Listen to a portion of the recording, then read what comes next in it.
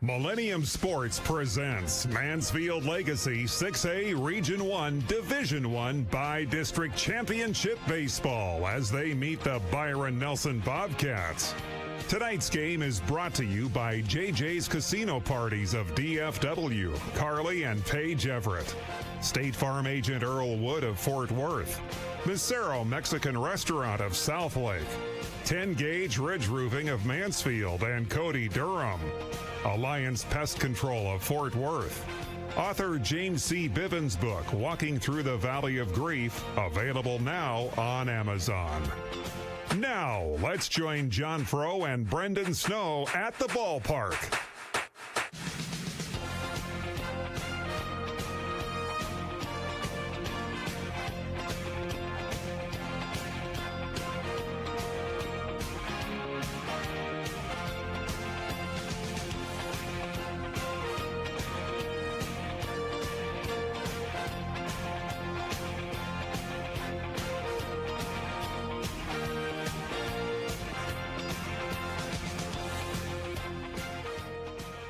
Good evening, everyone. This is John Frow along with Brenden Snow. We're in beautiful Mansfield, Texas, Mansfield Legacy High School. Bronco baseball coming your way on the Millennium Sports Network. This is game 2 of the UIL 6A Region 1 Division 2 by-district playoff game. Last night, 11-1. Byron Nelson put it on the Broncos. But I'll tell you what, the pitcher tonight for the Broncos, Jake Jenkins, is a great one. He's 3-4, 3.25 ERA. We saw him in a hard look loss to Lake Ridge a few weeks ago, but this kid is going to Arkansas. I believe it's going to be a different game tonight, Brenden. Yeah, you hit on it. I was about to say the same thing. The Razorback commit, just a junior, but his fastball has a sink action, means kind of dropping down when he throws it in the zone. About 88 to 92 miles per hour. He can top out around 95, 96. Along with a changeup, curveball, and a slider. Jake knows that he has the Mansfield Legacy season on his back or on his arm tonight after Byron Nelson took game 1 last night, 11-1. So Broncos can't afford to slip up here tonight. He has to bring his best. We'll take our first time out on the JJ's Casino Parties in North Texas pregame show and be back. We'll start in with our scouting report on Byron Nelson, and that's brought to you by State Farm Agent Earl Wood of Fort Worth. We'll be back in a moment. JJ Casino Parties is a family-owned business with a rich tradition of delivering Las Vegas-style theme parties to communities in the DFW area since 1985. For over 3 decades, owners Carly and Paige Everett have been the premier choice for turning special occasions into thrilling and unforgettable experiences. For details, look them up at jjcasinoparties.com and let the games begin. A minor accident can turn into a hassle. Fort Worth State Farm Agent Earl Wood offers auto insurance with a combination of service, price, and protection. Earl's office is at 2900 South Hewland, Suite 50 in Fort Worth. Details available online at earlwood.biz. That's earlwood.biz. Fort Worth State Farm Agent Earl Wood. Like a good neighbor, State Farm is there. This commercial isn't about us. It's about you. It's about you and your first sip of your jalapeno margarita. It's about you and the fresh avocado and your shrimp ceviche. You and your family enjoying a good meal and good company. Celebrating with your closest friends, making a toast to a good year. Dessert, your favorite, Cinco Leches. When it's about you, you know you're at the right place. Make your reservation. Make it about you. Make it Misero. Neighbor, residential roofs take a beating year-round with sun, wind, rain, and hail. Need a tough roofing company? 10 Gauge Ridge Roofing of Mansfield serves DFW with roof inspection, repairs, and the very best roofing as an Owens Corning Platinum provider. Ask us about the very best world-class for shingles. See us online at 10gaugeridge.com. Millennium Sports hopes you enjoy our presentation of UIL Bright Lights Baseball. If your business, family, church, or school organization wish to sponsor our broadcasts, contact John Frow, president of Millennium Sports, at 214-642-7003 or email jmfro@att.net. Enjoy the game. Attention high school sports fans, are you an armchair official? You know, the parent or fan who constantly yells at the referees and loves to let everyone know just how bad you think they are. Well, if you think you could do better, then get in the game and prove it. It's time for you to suit up and make the calls where they actually count. Every sport in Texas needs more officials. Sign up today at highschoolofficials.com.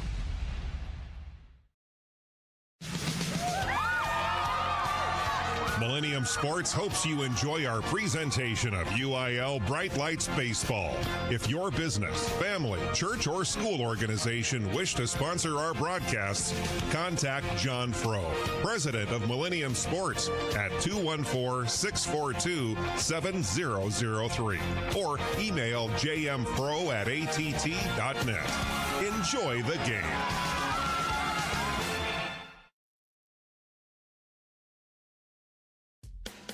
For over 3 decades, JJ Casino Parties have elevated a rich legacy of premier casino-style entertainment parties in the DFW area. Great for corporate events, fundraisers, graduation, and birthday parties. Check them out at jjcasinoparties.com. This is great family fun with big-time simulated casino atmosphere, just no actual gambling. Contact us at jjcasinoparties.com. Back, everybody, to JJ's Casino Parties of North Texas pregame show.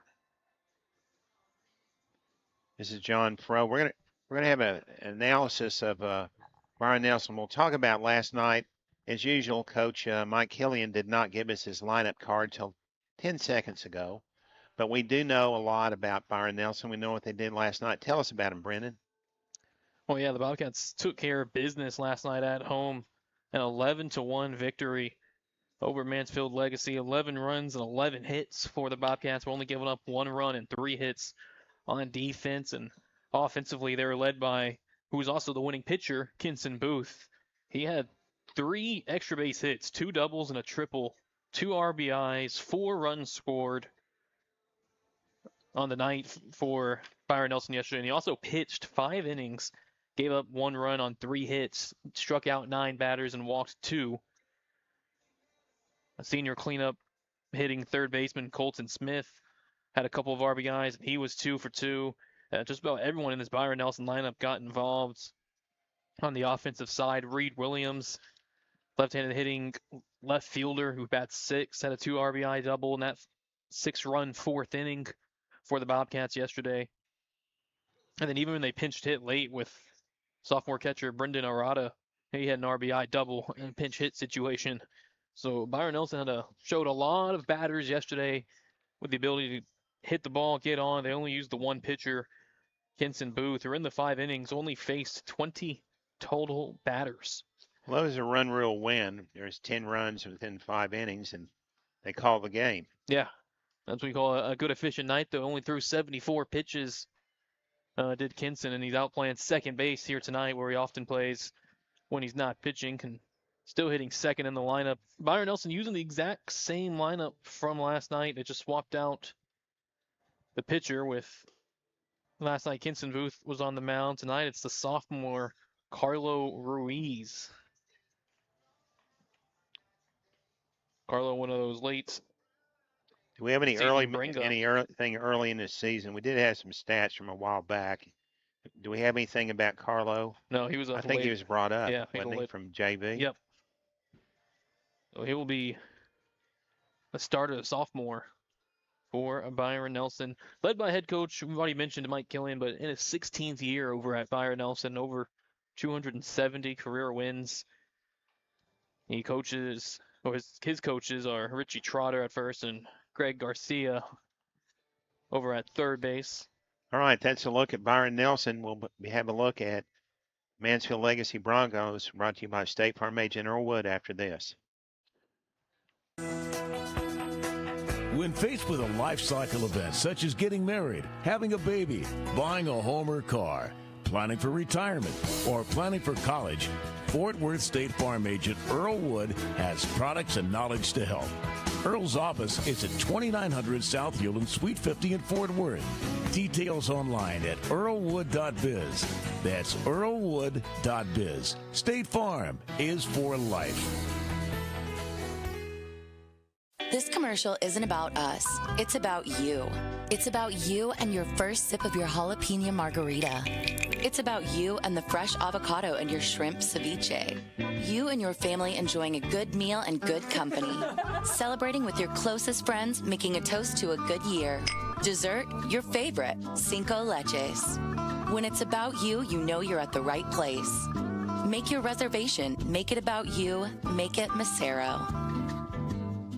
Wasps buzzing in your backyard? Spiders and ants taking over your kitchen?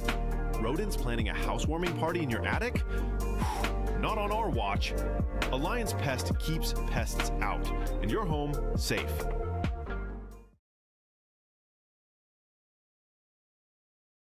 Scouting report on the Broncos. Go ahead, Brenden. Yeah, brought to you by State Farm agent Earl Wood of Fort Worth. Mansfield Legacy, 23-9 overall for the loss last night, 8-4 in District 36A, led by head coach Kyle Mickles in his third year in charge of the Broncos. So, about 74 wins coming in to tonight. Mansfield again lost last night 11-1, so the offense looking to produce and bounce back tonight. Just three hits. Had that key home run last night. Yeah, Grant Peterson Blasted about 340 feet over the left field wall. and then he was really the only extra base hit of the night for Broncos. They had two other singles from Eli Dugan, the leadoff hitter, the senior in center field, in left field, and the senior designated hitter Lawson Hicks, the two-hole hitter. He also had a single. Jake Jenkins, the starting pitcher tonight, he stays in the lineup hitting third, the only lefty in the Broncos lineup. I mean, comes in tonight with a .316 average, a second on the team in home runs with 3, and leading the way with 25 RBIs. And then mentioned Jake on the mound. Already touched on his numbers. 3.231 ERA in 47 innings is good work, no matter who you are. Strikeouts and walks are excellent for him also. Yeah, so he gets the job done on the mound, and he's going to have to tonight against this tough Byron Nelson lineup that's, again, hot, scoring 11 runs last night. They're going to look to jump on momentum early. Different pitching tonight. Totally different league. Go ahead. The team, Legacy, 270 average with 14 home runs, 146 RBIs, 42 doubles, and 6 triples as a team. They've stolen 109 bases in 124 tries, about 89%. That's good. That's really good base running. Yeah, team on base of 411. Team slug of 389. They've struck out 210 times, walked 159, and too many strikeouts, but they got a ton of walks. They score 5.6 runs per game, and the Broncos allow about 3.6 runs a contest.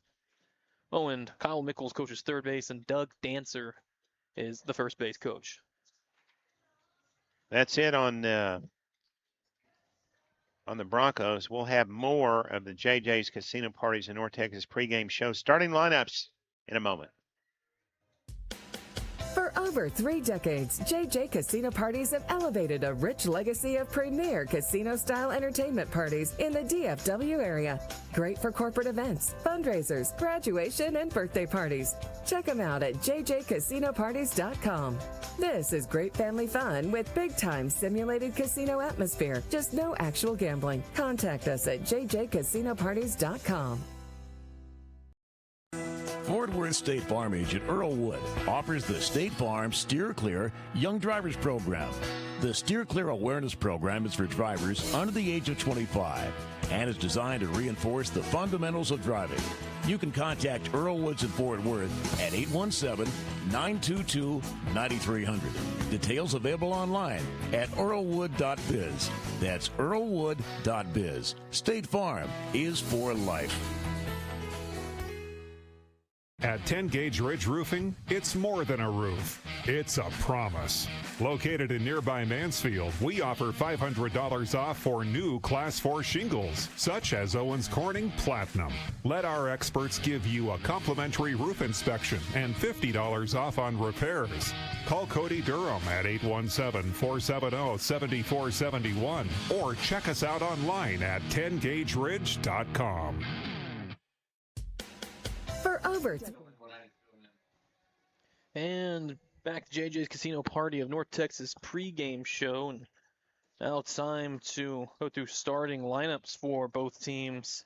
We'll start with the visiting Bobcats offense. Byron Nelson, the road team, leading off and DHing the left-handed hitting senior Lane Furr. Hitting second, playing second base, junior left-handed hitting Kinson Booth.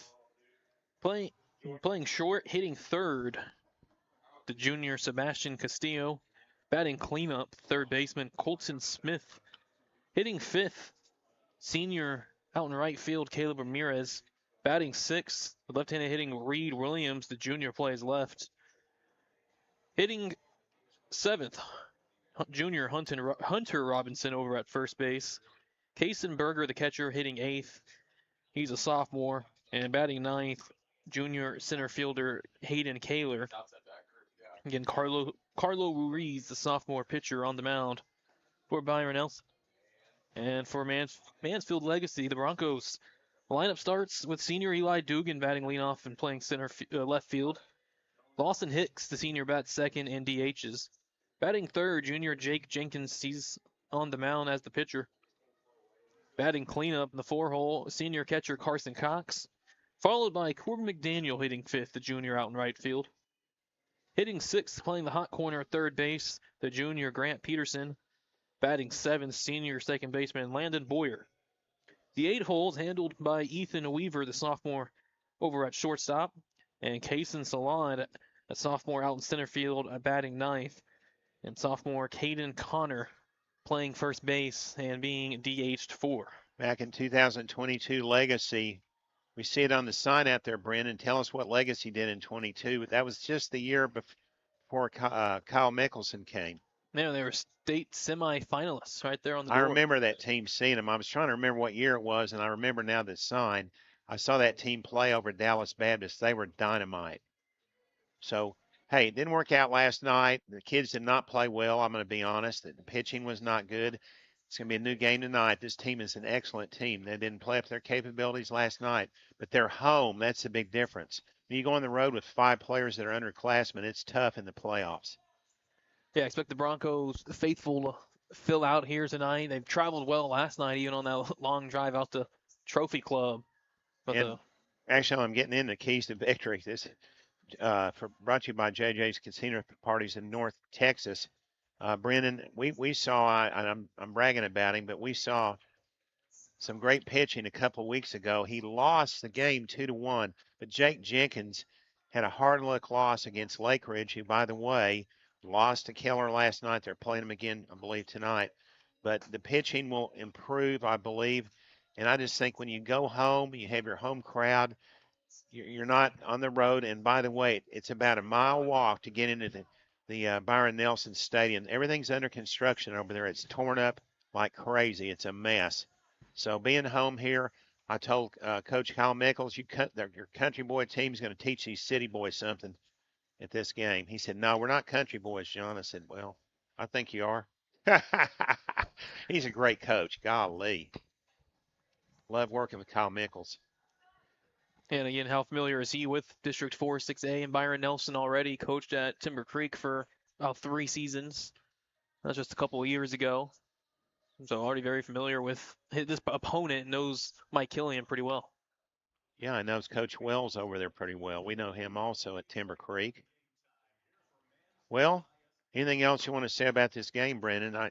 I think, I'm going to say what I did last night. I still think that Legacy needs to get an advantage early and then, just keep pushing forward. We know nothing about this pitcher, but I know he's him up off the JV, and he could be good. But, again, the coach for Byron Nelson, Mike Killian won't give us any information for a game. The only coach in North Texas or in Texas that has ever refused, but he is a great coach. 270 wins at Byron Nelson. Awesome. Yeah, always has his team tuned in, ready to play. I was going to say for a key to victory for Legacy. I mean, that just it sounds easy, but throw strikes. Can't give up walks. Sometimes Jake Jenkins can run into some walk problems. 22 of them on the season. He's had a couple of starts where he's walked at least five batters, so he can lose it, walk a couple of guys, and that's all it takes. It is a walk, a hit by pitch, and a passed ball to give up a run now. And more than one run usually in that situation. That's true. And we mentioned defense being important. Last night, in the outfield, there were some miscues by Legacy. Not usual there. I think they're hitting their fielding percentage is 970. They've got a great defensive team, but I just think the pressure got to them last night, Brenden. Here they're home today, and I think they'll have a great outing.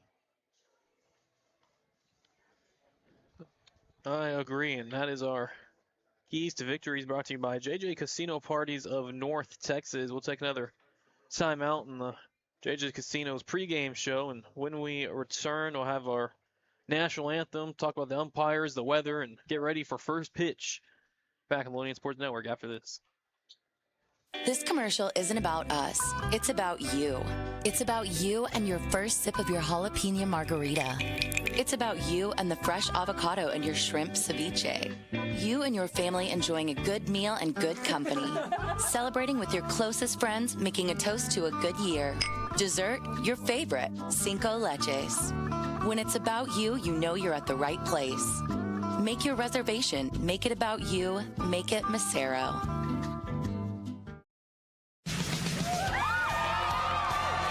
Millennium Sports hopes you enjoy our presentation of UIL Bright Lights Baseball. If your business, family, church, or school organization wish to sponsor our broadcasts, contact John Frow, president of Millennium Sports, at 214-642-7003 or email jmfro@att.net. Enjoy the game. When you bundle home and auto, good things can happen. You get a local agent who can help you choose the right coverage for you at a price that's right for you. Call State Farm agent Earl Wood in Fort Worth today. This commercial. Okay, let's thank all our sponsors, Brenden, while you have a chance here. Go ahead. Millennium Sports and the Mansfield Legacy Broncos wish to thank our broadcast sponsors, JJ's Casino Parties of North Texas, Carly and Paige Everett. Let me make a comment. This is not, it's Las Vegas style, but there's no money changing hands here, okay? This is for fun, for events, stuff like that. It's really cool stuff. They've been doing it for almost 40 years. Go ahead, Brenden. For State Farm agent Earl Wood of Fort Worth, Macero Mexican Restaurant of South Lake, 10-Gauge Ridge Roofing of DFW and Cody Durham. If your house is leaking, call Cody. I saw him in the parking lot a little while ago. 10-Gauge is a great, and let me tell you how he came up with the name. 10 was his wife's number at SMU. I believe he said she played volleyball. Gauge has to do with his son, Ridge, the daughter, so it's a family event. And not just that, his wife was the first scholarship player at SMU, is what he said in that conversation as well. So, legacy in the Ridge name. For Alliance Pest Control of Fort Worth, and for author James C. Bivens' book, Walking Through the Valley of Grief, available now on Amazon. The Bobcats are out taking infield, wearing their blue tops for warm-ups that says Fuego on the back. I don't know about that, Brenden, but I said they're the wine and cheese crowd from Trophy Club. It's true. It's a really nice community up there. But a little bit, I'm not going to say we're a totally blue collar here at Legacy, but more down to earth group, I think. And we're looking forward to doing some games in the future for Mansfield ISD.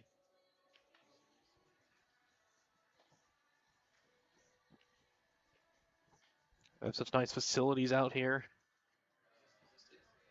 Yeah, there's another game going on right now. By the way, I want to say hello to Bobby Nicholson, the athletic director at Mansfield ISD. He's going to be at this game. He was at the game last night for Ridge.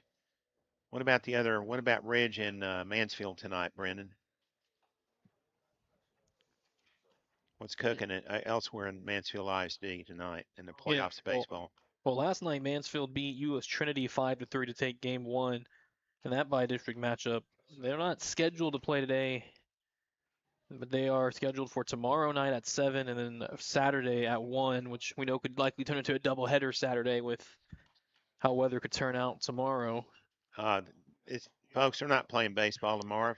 From 6 a.m. to midnight, it's supposed to rain nonstop. Of course, they may fool me, the weathermen, but we'll see. Well, the same thing with Keller and Mansfield Lake Ridge. Their game 2 is scheduled for tomorrow night. Keller won last night 4-0 with the game 3 slated for Saturday.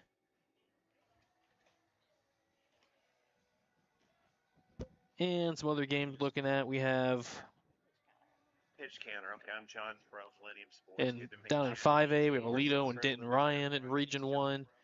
We'll look at Abilene and Lubbock, or actually the winner of this series will take on the winner of Friendship and El Paso Coronado.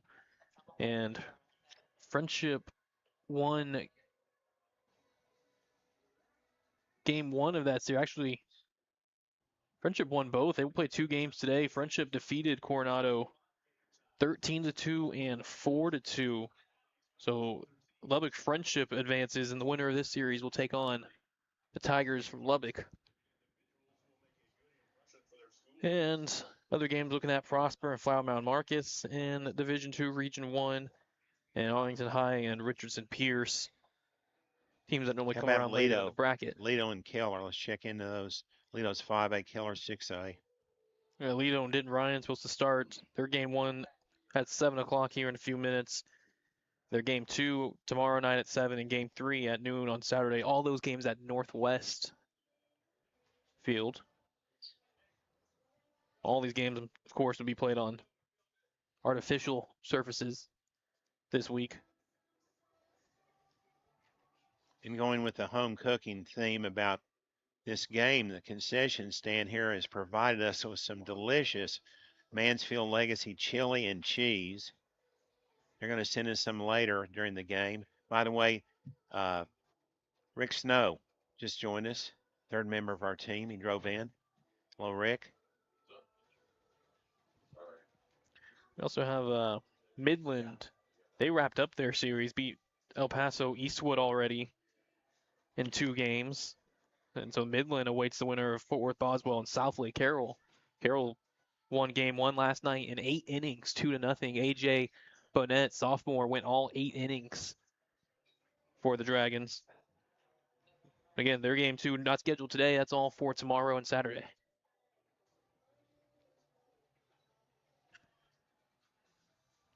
Coaches out with the umpires. The umpires are at Alliance Chapter. They're meeting at home plate. Michael Grubbs behind the plate. Bradley Zane at first, and Andre Sheeman Cabbage. Folks, that's a phonetic.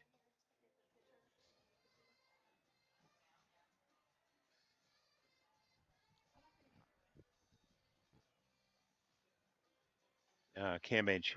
Somebody's asked me if they could stand in front of us while we broadcast. I said, no, thank you. It's a packed house here, Brenden. Oh, yeah, continue to fill in on both sides. Again, I really like this ballpark with the press box in the middle on the down ground level, not way up in the back of the bleachers. It's very close. It's about, I'll say 22 feet from the home plate to the backstop. So overthrows, most of the time they can bounce, they can go down, but if the ball bounces back to catcher, occasionally they'll nab somebody.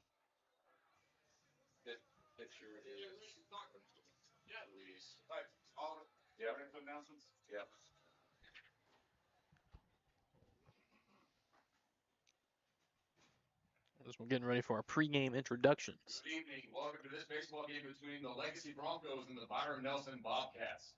This game is being conducted according to the rules and regulations of the University Interscholastic League. We ask that you consider the time and effort of each of these teams, coaches, and athletes to put forth. Regardless of the outcome of tonight's game, all the players have proven their willingness to work and sacrifice in order to achieve athletic excellence. Cheer these young athletes, applaud them, but do not through any of your actions cause them to doubt the value of their athletics. By your conduct, allow these young people to feel pride in their communities and school. While your sportsmanlike actions may play only a small part in the outcome of this game, it will play a greater role in continuing to encourage competitive athletics. We also ask that you show your appreciation for the students who will be taking part indirectly in tonight's game. The cheerleaders, bands, pep squad, and the students who have supported their teams at home and away. These young people play an integral part in their team's success. The officials for this game have been mutually agreed upon by school officials from both schools.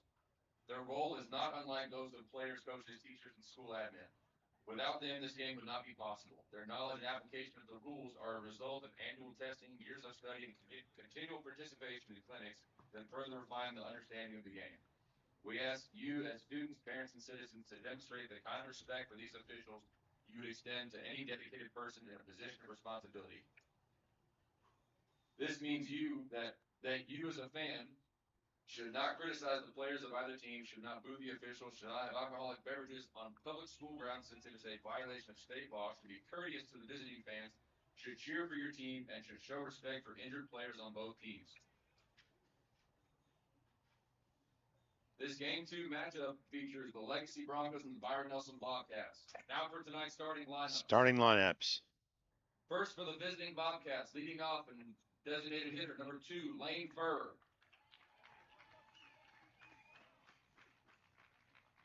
Batting second and playing second, number 20, Kenson Butt. Batting third, playing short, number 21, Sebastian Castillo. Batting fourth, playing third, number 4, Colton Smith.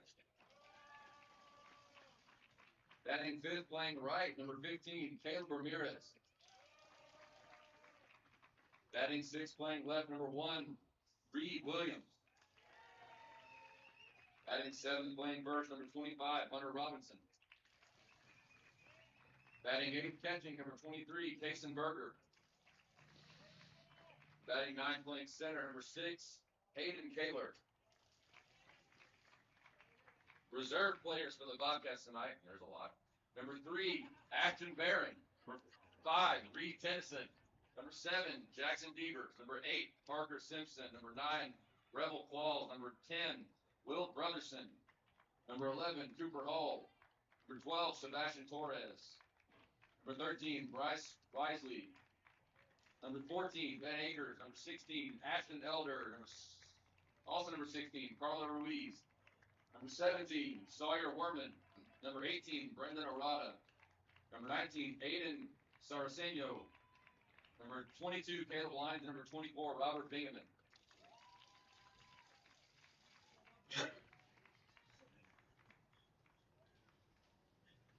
Bobcats in their visiting gray uniforms, blue caps, gray bills,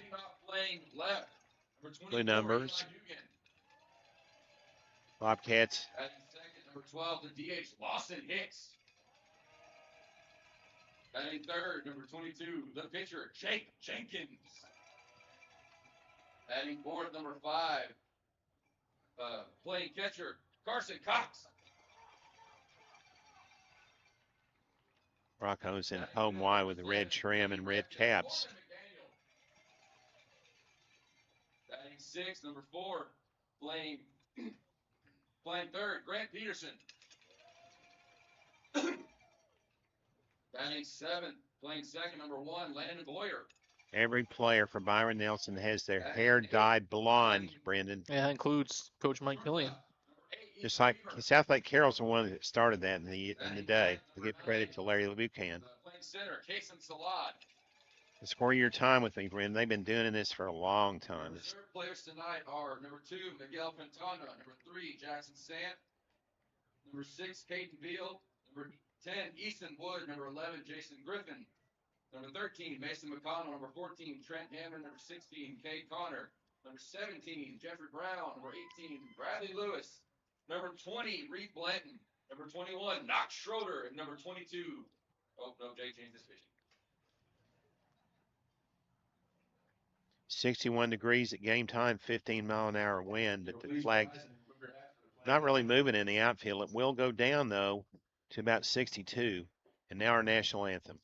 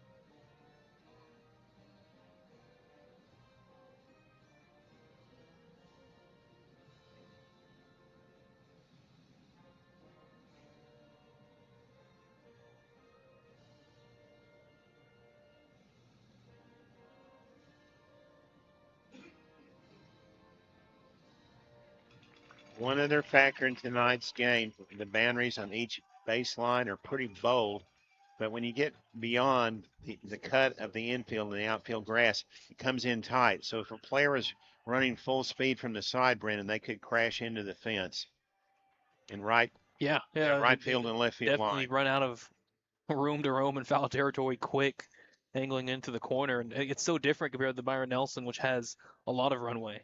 Jake Jenkins out warming up right in front of us, the lefty. The junior headed to Arkansas. We were so impressed with Jake in his outing against Lake Ridge. Lake Ridge also has a great team. They lost game one. What was Keller? What was the score on that again? 4-0. 4-0, but they're playing again tonight. Played that games at Capel.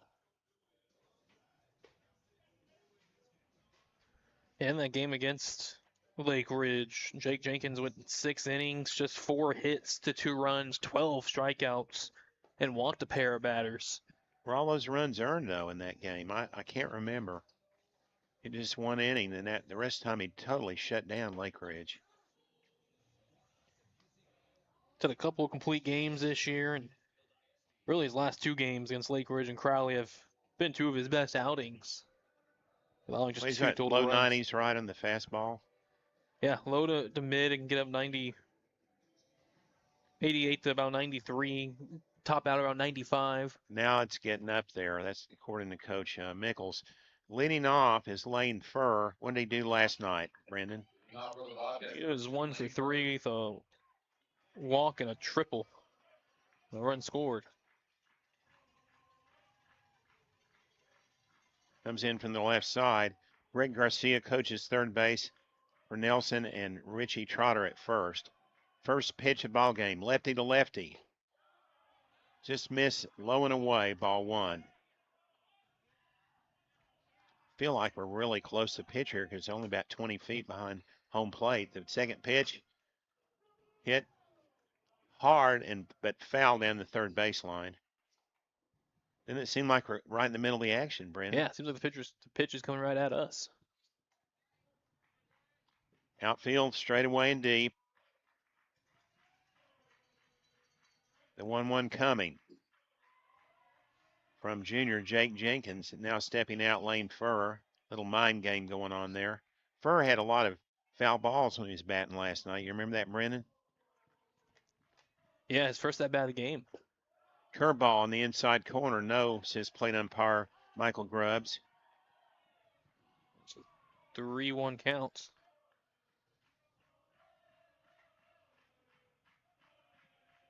Here we go, the 3-1. Hit to left field pretty deep. Eli Dugan has to come in now and makes the catch sliding. That was a major league catch. He ranged to his right came in and dove. One away, and that's Kenson Booth last night, Brenden.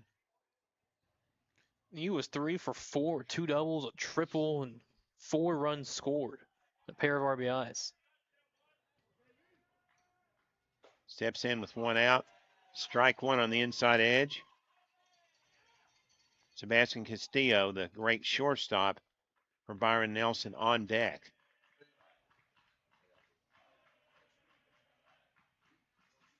Pitch, low and away, fouled off.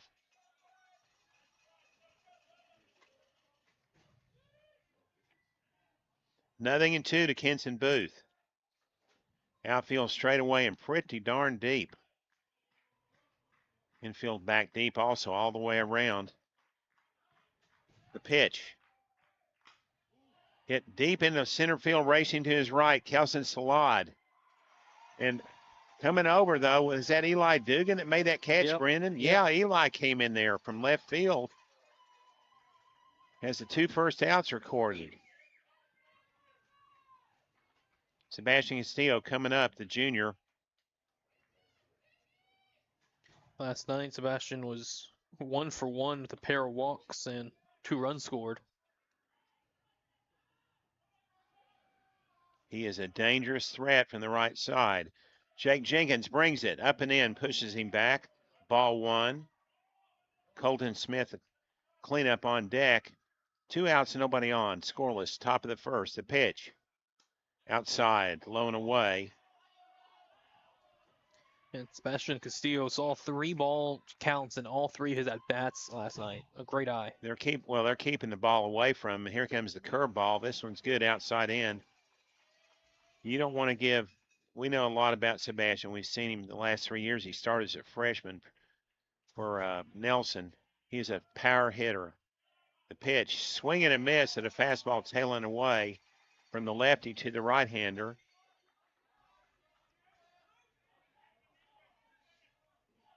You don't want to get it up on Sebastian. The pitch is up. It's way up, too far. 3-2 the count. Pitch from Jake Jenkins. Jake's got something going. The 3-2. Hit deep to center field, going back Kason Salad. Now he comes in, and he makes a catch. 1-2-3 in the top of the first. No runs, no hits, no errors. We're scoreless as we go to the bottom of the first. And coming up for Legacy will be Eli Dugan, Lawson Hicks, and Jake Jenkins after this timeout on the Millennium Sports Network. JJ Casino Parties is a family-owned business with a rich tradition of delivering Las Vegas-style theme parties to communities in the DFW area since 1985. For over 3 decades, owners Carly and Paige Everett have been the premier choice for turning special occasions into thrilling and unforgettable experiences. For details, look them up at jjcasinoparties.com and let the games begin. Welcome back. Coming out is the right-hander, Carlos Ruiz.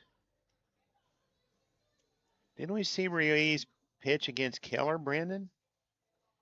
There was a guy that came up from the JV. I think he did pitch against him. I'm not sure, but when I watch him warm up, he looks familiar.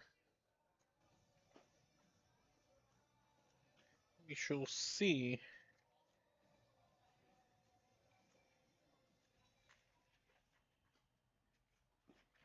Completing his warm-ups.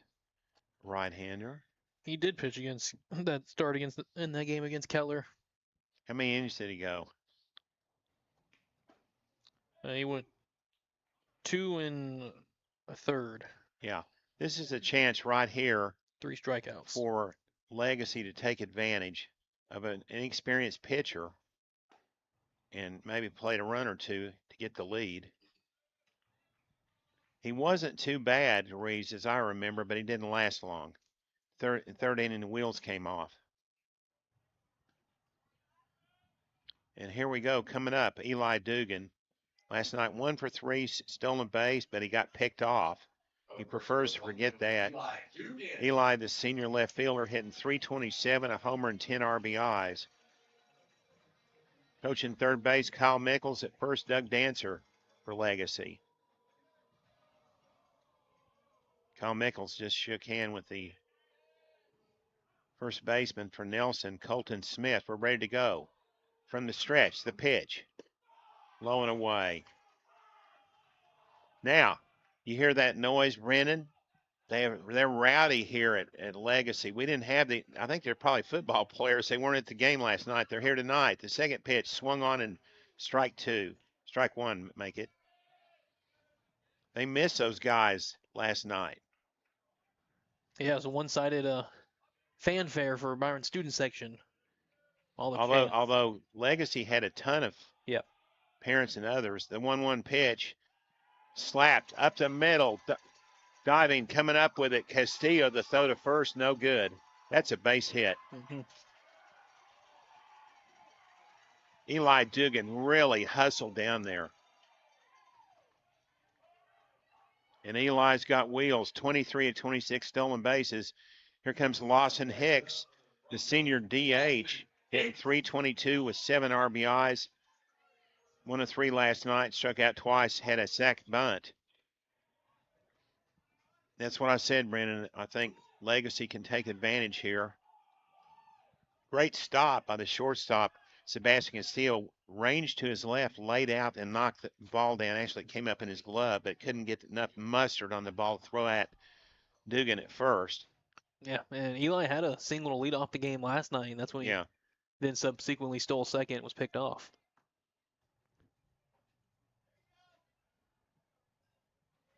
Here we go, Lawson Hicks on the right side. Outfield pretty shallow on Hicks. Dugan with a pretty good lead at first. The pitch coming home, squares the bunt, ball one outside.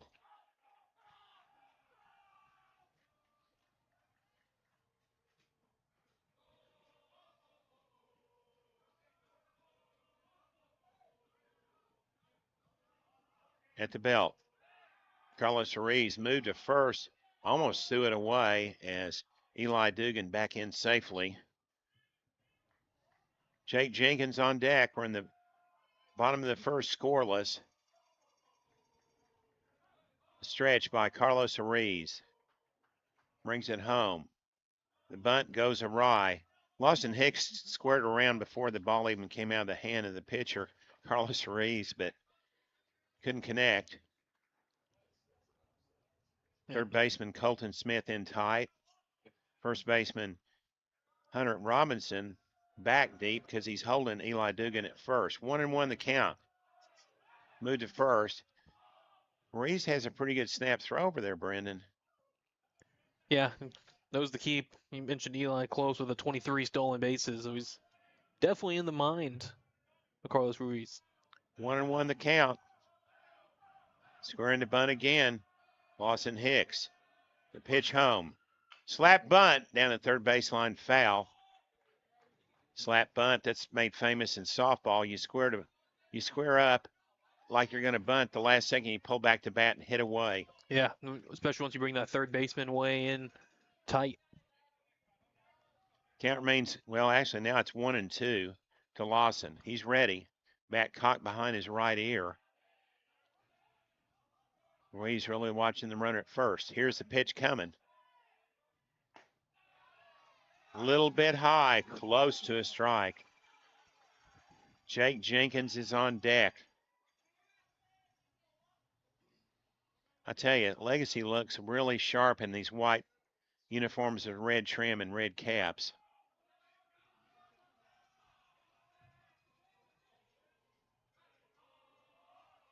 The 2-2 pitch from Carlos Ruiz as the runner breaks. Ball hit deep down the left field line, but foul. Eli Dugan had that base stolen. Hit and run call by Kyle Mickles. Yeah, but a pretty good hack from Lawson Hicks. That ball good right down the left field line. Just you can straighten that out. It's about .315 down the left field line, but it just drifted foul. 2-2 the count to Lawson. Bottom of the first, scoreless. Reese works from the stretch on every pitch. He's ready. Moves to first. Getting back safely is Eli Dugan. Alertly, Brenden.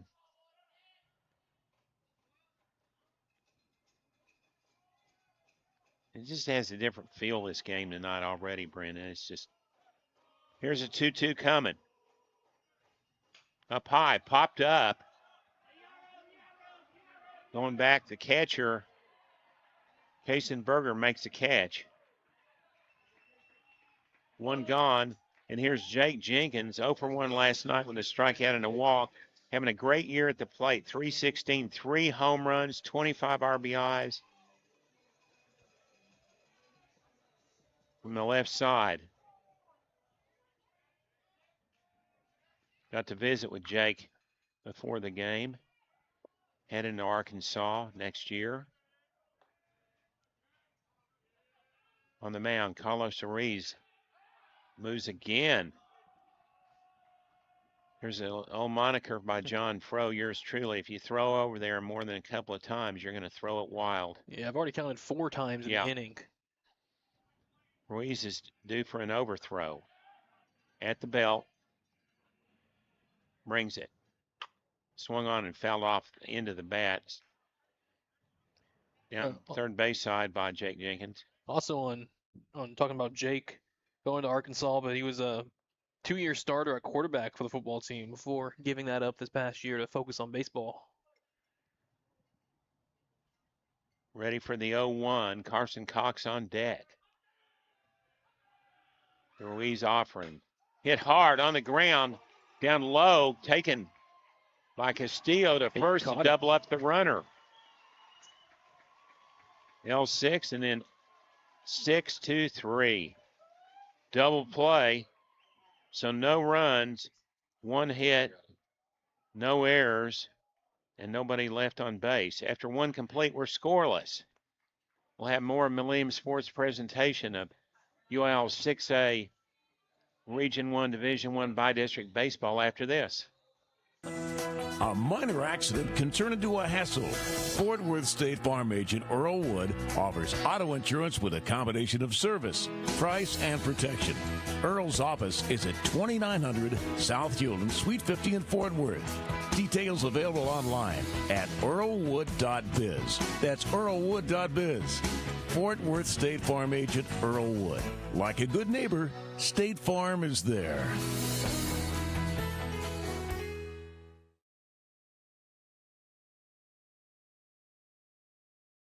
Everybody, there's the gentleman here that takes care of the scorekeeping. The door is the front of the press box is open, so where it's cold here, it's about 60 degrees, and I just brought him a sweater. And coming up for Byron Nelson, after 3 up, 3 down in the top of the first, Colton Smith, Caleb Ramirez, and Reed Williams. What'd you say? Oh, we're just getting the scoreboard situated here in the press box. We will be bringing you other scores of other key games, including the one that the winner of this series will advance to play. Who is that, Brenden? Well, they're waiting on, or Friendship already won that series. They beat El Paso Coronado in 2 games today. So Friendship awaits the winner of this. Other games, Boswell at Southlake, that game's scoreless, just underway. Byron Nelson in Mansfield. Got a Keller score yet? Keller and Lake Ridge scoreless. In 1 inning. That game is in the top of the second. Colton Smith at the plate, the pitch home. Down low, ball 1. Smith last night. What did he do last night, Brenden? Colton Smith. He was 2 for 2 with 2 RBIs, a walk and a run. The 1-0 pitch. Oh, a beautiful fastball low and inside, strike 1. That was up in the middle 90s, I think, Brenden. Coach Mickles told me that Jake is really starting to get up there in the velocity. The pitch is up and in, moving Colton Smith off of the plate. Alito 1-0 on top of Denton Ryan in the bottom of the first. 2-1 the count. Jake Jenkins brings it. Check swing, pitch just a little outside. 3-1. Talked about last night. Walking batters is a premium situation. The 3-1 fouled off to the right, heat right down the middle. We said Jake's had a little bit of problem with walks. In 22 walks in 47 2/3 innings is not really bad, but he wished he had a few less. The full windup on the 3-2 walked him. Well, for me, looking at the walks for him was 2 of the starts having 5 walks. They come in groups, not just walking a batter here or there. It's when you walk 3, 4, 5 batters, real deep trouble. And Caleb Ramirez comes up. Last night, Caleb was 0 for 1, walked, hit by a pitch, and an RBI.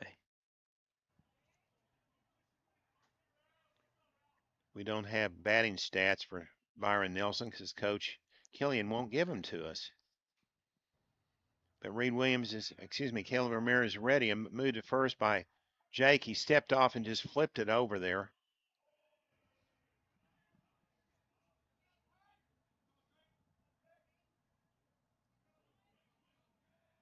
Ramirez is a base stealer. We don't have his exact stats, but I remember him. He can go. Big lead to throw home. Ball to Ramirez. That looked like a strike to me, but he's crowding the plate. Third baseman Grant Peterson way in on the grass. Expecting a bunt. This is what Mike Killian does good. Small ball. The pitch is up high. We talked about it, Brenden.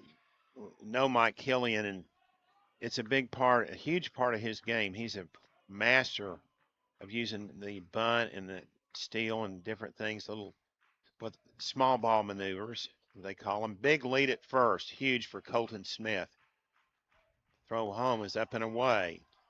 Ball 3, is it? Yep, 3-0. And you can see that Jake's got in his mind that guy at first. He's worried about him.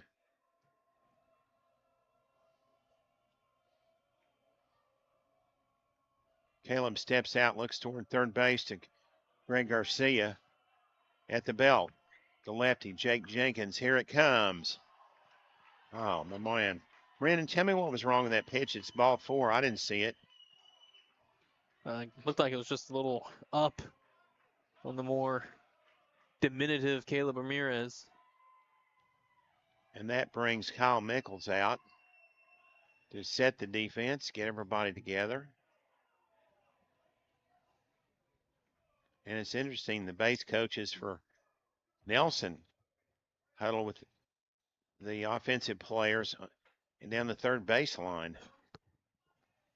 Yeah, like 2 football teams in their huddles. Very fitting with the contrast of red and blue on these 2 teams. Pitching is a very mental game, and you can throw a 95-mile-an-hour fastball, but you get rattled for some reason, things can come apart.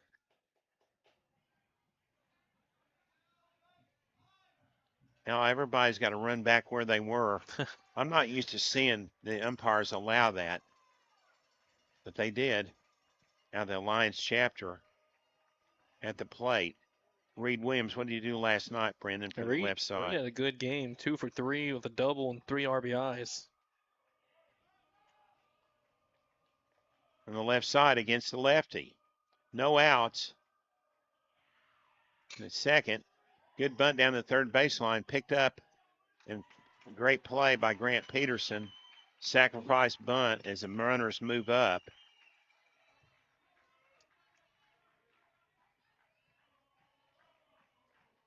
Hunter Robinson, the junior first baseman, coming up on the left side, Brenden. Hunter was hitless last night. 1 of 2 Bobcats, 0 for 3. Steps in from the right side. Pretty small kid. Looks like he's maybe 5'9".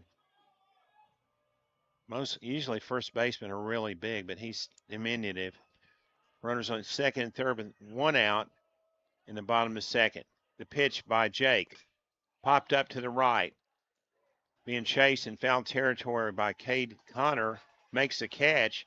The runner did not come home. Cade Connor was very alert to immediately turn and throw that ball in. Yeah, no, knew immediately to come check home as it was a big bluff from Colton Smith down that third base line. 2 outs. And Kaysen-Berger coming up, the catcher for the Nelson Bobcats. Kaysen was 0 for 2 with a strikeout last night. So Jake Jenkins working out of a little jam here with runners on second and third with 2 outs from the belt. Right down the middle. What is wrong with that pitch? Right down the middle. It's called a ball. Yeah, I don't know that one missed either. 1-0 the count. Jake brings it. This pitch is inside. He's not missing by much. 2-0 to Kaysen-Berger.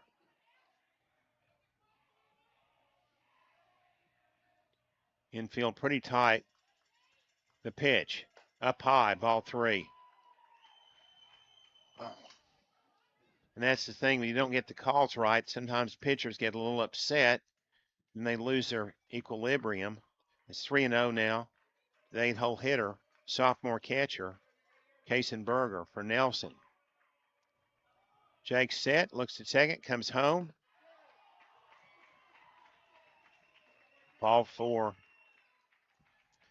Yeah, I expect the take sign was on the whole way for Kaysen-Berger. I don't know why that was a ball either, to be honest, but it is. Hayden Kaler is coming up as we have a runner at first. That's Cooper Hole, senior utility player for the Bobcats. What about Hayden last night? He was 1 for 3, a single, scored a Bobcat run, and struck out twice. Bases loaded, 2 outs. Top of the second, scoreless. Jake Jenkins brings it home. Oh, a strike this time. The strike zone just moved. We'll take it. Makeup strike. Lane Furr's up there. Excuse me, that's Hayden Kaler. He came around like he was going to bunt. Bases juice, though. Infield back deep all the way around. The pitch. Hit well to left field. Chasing it, Eli Dugan, but it's foul. Hayden Kaler is just a little out in front of that one. He turned on one inside. That was almost dangerous. Now here's a good spot for Jake Jenkins. Ahead in the count, 0-2. You have a very good curveball and changeup. This is a good time to use them. 0-2. 2 outs, bases loaded. Top of the second. Scoreless game. The pitch. Swing and a miss. He struck him out. How about that? Beautiful fastball on the inside edge. He's special. So, no runs, no hits, no errors, but 3 runners left. Nonetheless, nobody scored. We'll head to the home half of the second inning. And coming up for Legacy Broncos, it's Corbin McDaniel in the 5-hole. Then Grant Peterson had a big homer last night, and Landon Boyer after this timeout on the Millennium Sports Network. Neighbor, residential roofs take a beating year-round with sun, wind, rain, and hail. Need a tough roofing company? 10-Gauge Ridge Roofing of Mansfield serves DFW with roof inspection, repairs, and the very best roofing as an Owens Corning Platinum provider. Ask us about the very best world-class for shingles. See us online at 10gaugeridge.com. Great mental composure by the junior lefty, Jake Jenkins. He had some pitch problems where pitches to us all looked like strikes. Got the bases loaded, and he came back and ended the inning, Brenden. And that's critical for Jake. I mean, he's a sophomore. He's a great pitcher. He's pretty young, though, and that helps build confidence in a young man coming back like that. Yeah, anytime you can work around such danger, all it does is grow your confidence, and he had to do it himself in that last batter, Hayden Kaler, striking him out. Corbin McDaniel was 0 for 1 last night, a sacrifice bunt and a strikeout for the junior right fielder. He's up hitting .265, a homer, and 18 RBIs from the right side. Facing Carson Cox. Thank you for clarifying that. And the pitch, what happened? Fouled off to the right.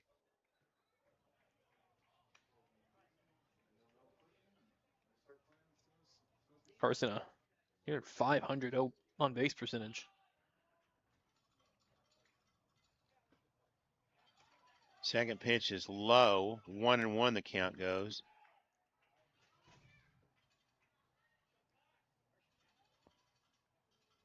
Back deep at short, Sebastian Castillo for the 1-1 pitch. Down low. Also second baseman Kenson Booth back deep.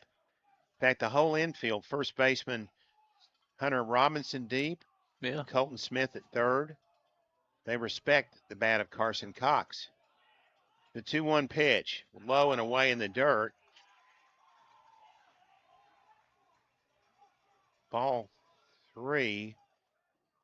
Kaysen-Berger's not doing all that framing of pitches in this game, Brenden, like he did last night. The 3-1 pitch from Carlos. Inside, he hit him on the shoulder. Carson Cox goes at first. That's what he does, a high on-base percentage player. Again, .494 coming in. And his courtesy runner looks like Mason McDonald, junior outfielder, 1 of 1 on stolen bases. Stepping in, Grant Peterson had that massive shot last night. Solo homer, the junior third baseman. Or excuse me, it's Corbin McDaniel. Well, I'm getting ahead of myself here, Brenden. Throw to first, back in safely, Carson Cox. I'm getting so jacked up for legacy. But here's Corbin McDaniel. He was 0 for 1 last night. Did have a sac bunt. No outs. Bottom of second, scoreless. The pitch by Carlos Ariz coming home. Bluff of a bunt, lets it go by. Strike 1, says plate umpire Michael Grubb on Corbin McDaniel.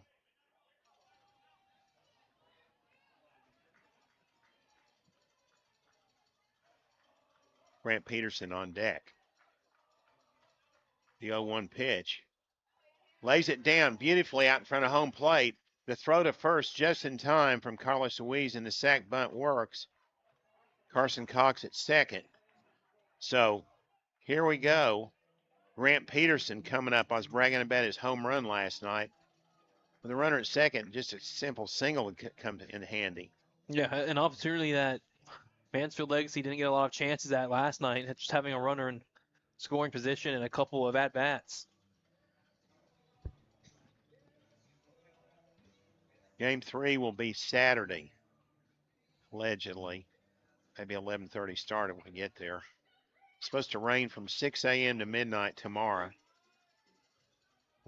Here we go. From the belt, Carlos Ruiz looks to second. Checks McDaniel, comes home, the pitch low and away for a called strike. Strike zone missed again. Moved again. One of the Legacy fans yelled, "That's a strike." 0-1 to Grant. Carlos Ruiz looks to second. The pitch. Good pitch, drifting away. Slider. Yep. And Grant Peterson swings and misses. Down at second, shortstop Sebastian Castillo is covering the runner. So a lot of room between short and third. Carlos is ready, checks the runner. Pitch home, outside. Low and away. 1-2 to Grant. Landon Boyer on deck in the 7-hole. 1 and 2. Critical. You got a base runner at second. That's Carson Cox. Base hit would take the lead. Ruiz looks to second. Comes home. Ball hit deep to center field. Hayden Kaler goes back. He makes the catch. Didn't get enough of it.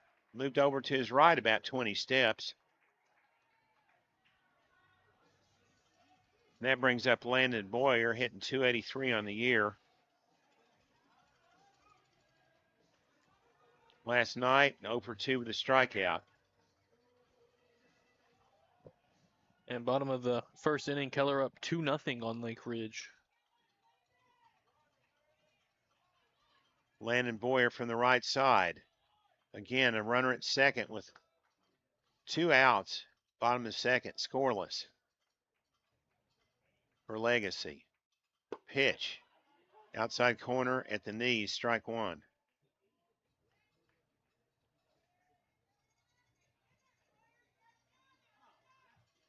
Nothing in 1. Again, the shortstop, Sebastian Castillo, covering Carson Cox at second. The pitch popped up to the right side. Second baseman Kenson Booth calls for it and makes the catch. So the bottom of the second, no runs, no hits, no errors, 1 runner left. After 2 complete, we are scoreless in the 2026 6A Region 1 Division 2 by-district game. Back after this. This commercial isn't about us. It's about you. It's about you and your first sip of your jalapeno margarita. It's about you and the fresh avocado and your shrimp ceviche. You and your family enjoying a good meal and good company. Celebrating with your closest friends, making a toast to a good year. Dessert, your favorite, Cinco Leches. When it's about you, you know you're at the right place. Make your reservation. Make it about you. Make it Macero.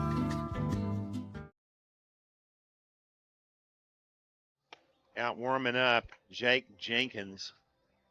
How many pitches through 2 innings for Jake, Brenden? You're a pitch count master. 33. Little too many, but not too bad in the first. But, you know, you don't want to, normally you don't want to throw more than 10 or 12 pitches in 1 inning. So he's a little behind schedule.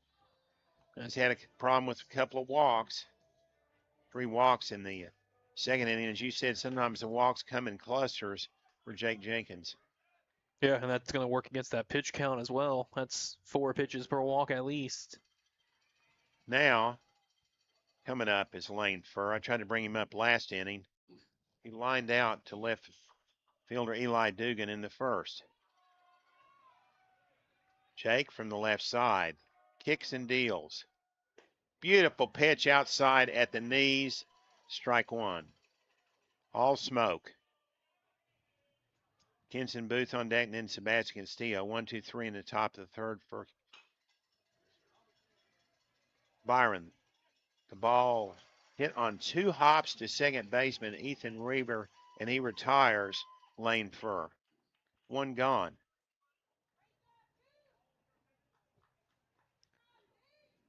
As Kenson Booth comes up, he lined out to left fielder Ethan Weaver in the first also. No wind here at all. Check the temperature.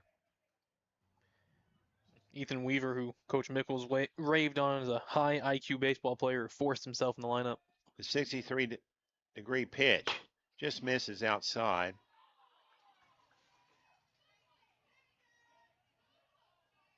The guy you don't want to throw a bad ball to is waiting on deck. That's Sebastian Castillo. He can make you pay.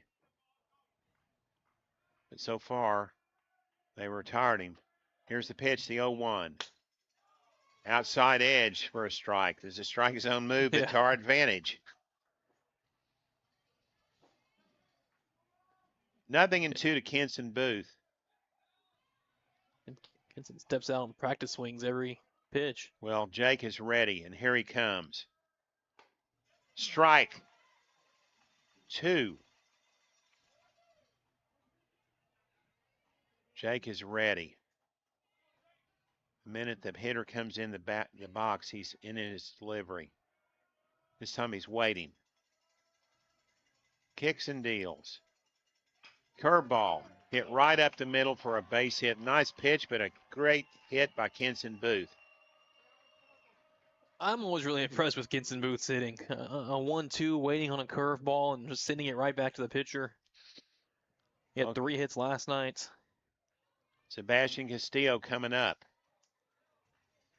Sebastian can bunt. He can hit home runs. We don't have all the stats again because Coach Killian wouldn't give them to us, but we've seen him play enough to know he's dangerous. He used to wear red shoes all the time. Finally, he's got white ones now. He's going to LSU, by the way. Pitch home. Did it hit him? No, it got past him, though, and I don't know why that ball didn't go to the backstop there, Brenden. Can you explain that? It was off of Carson Cox's glove on a pass ball and just rolled out, I think, to the left. Ball 1, and a runner in scoring position for Sebastian. And you don't want to give Sebastian that opportunity. Jake Jenkins is ready. I mean, the batter steps in. He is ready. At the belt, the pitch. Fouled off. Great heat right down the middle. Tailing away to the lefty. Again, this could be another future SEC matchup right here. The 2 juniors. There you go. One committed to LSU at the plate, and Jake Jenkins committed to Arkansas. The 1-1 from Jake. Pitch. Hit hard, but the shortstop coming up with it. Ethan Weaver to first to retire. Sebastian Castillo, and moving the third on the play, Lane Furr.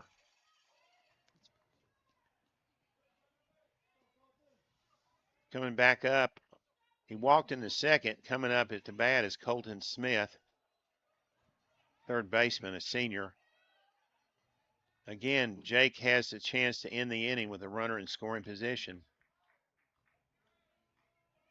He's ready. At the belt. Pitch home. Heat, but a little low inside. Ball 1.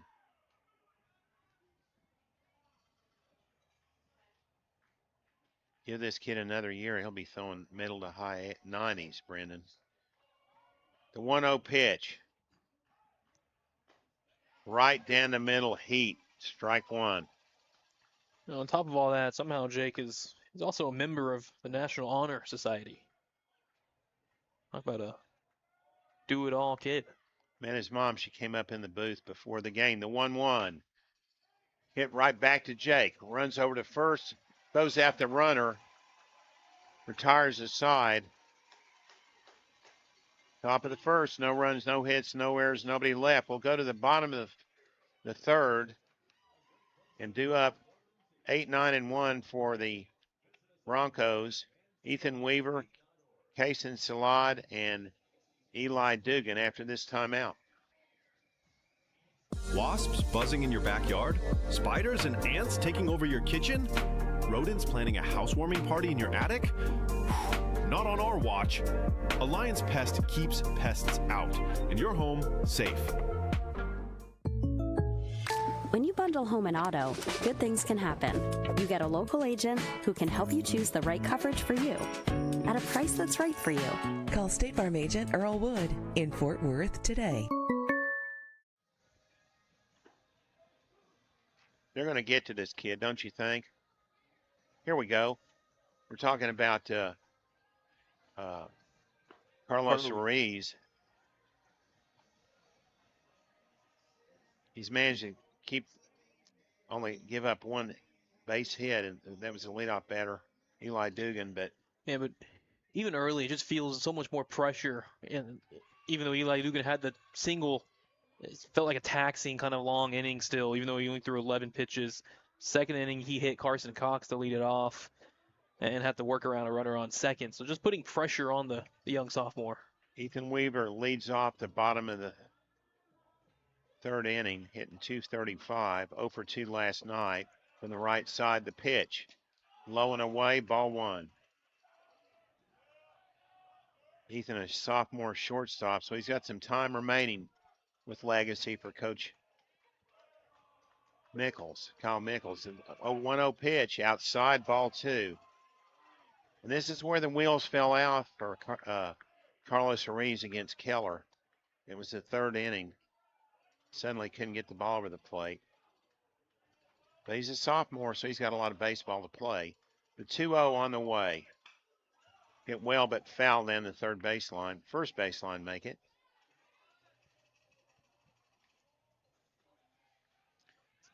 Bottom half of the order was 0 for 5 combined last night. 7, 8, and 9. The 2-1 pitch up high. Ball 3.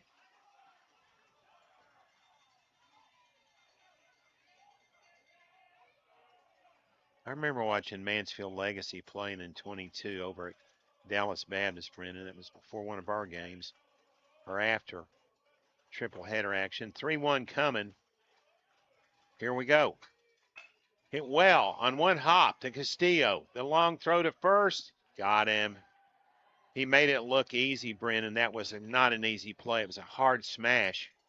Backhanded by Castillo. And then he reminded us that he's also the closer for the Bobcats and delivered a bullet across the diamond. Here is Kaysen Salad over 1 last night. Base on ball and a strikeout. The sophomore center fielder's ready from the right side. Quickly, Carlos Ariz. From the stretch, the pitch outside.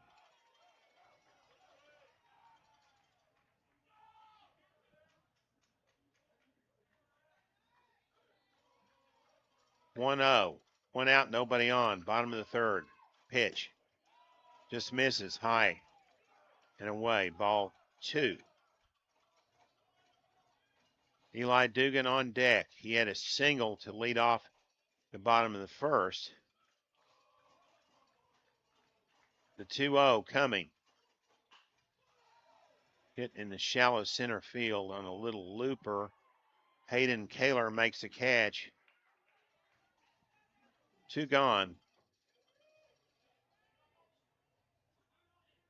In the bottom of the 3rd, Eli Dugan coming up. Needed Lawson Hicks right after him, and Jake Jenkins and Carson Cox, the meat of the order.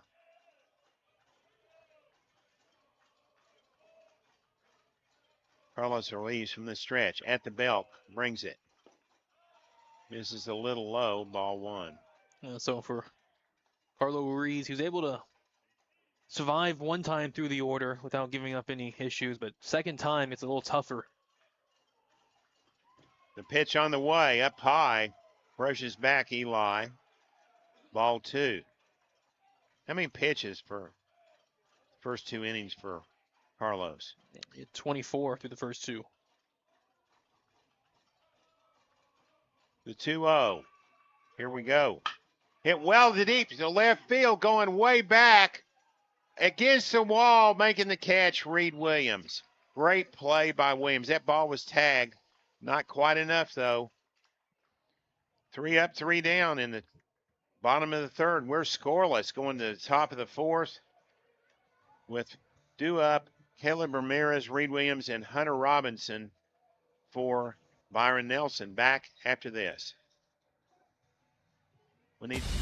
Attention high school sports fans, are you an armchair official? You know, the parent or fan who constantly yells at the referees and loves to let everyone know just how bad you think they are. Well, if you think you could do better, then get in the game and prove it. It's time for you to suit up and make the calls where they actually count. Every sport in Texas needs more officials. Sign up today at highschoolofficials.com. Yeah, we need more officials, everybody. They get yelled at so much by the fans, and sometimes the broadcasters give them a little heat. But it's an important job to keep the game fair for these young men, to help them learn about life. Sometimes if a blown call, kids have to overcome it. The parents have to overcome it. It's life. Nobody's perfect, right, Brenden? No, and umpire, it can be fun. I think if you're into the sport, if you really appreciate it and love it, Loving some of these other scores I'm looking at. How about bottom of the second inning, Alito up 7-0 on Denton Ryan. No surprise there. Defending 5A D1 state champs, Alito. Top of the second inning, Boswell up 4-0 on South Lake Carroll over in South Lake. Ooh. Dragons lead that series 1-0. Bottom of the second inning, Keller up 2-0 on Lake Ridge. Keller Ramirez stepping up. 0 for 1 yesterday. Walked in the second. First pitch strike on the outside edge by Jake Jenkins. Got anything else there, Brenden? Get it after this pitch. Keep you apprised of these other key scores. The 0-1 by Jake. Great curveball. On the ground to third to Grant Peterson. Throw to first, made it look easy.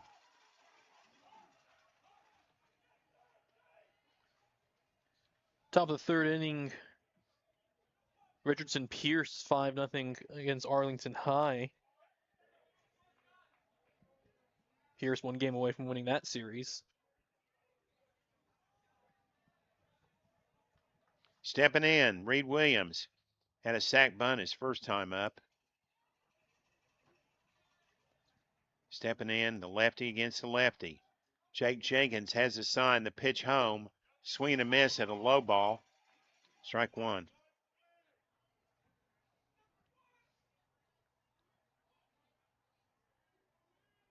Back in the box. Infield deep up the middle. The pitch. Just misses outside.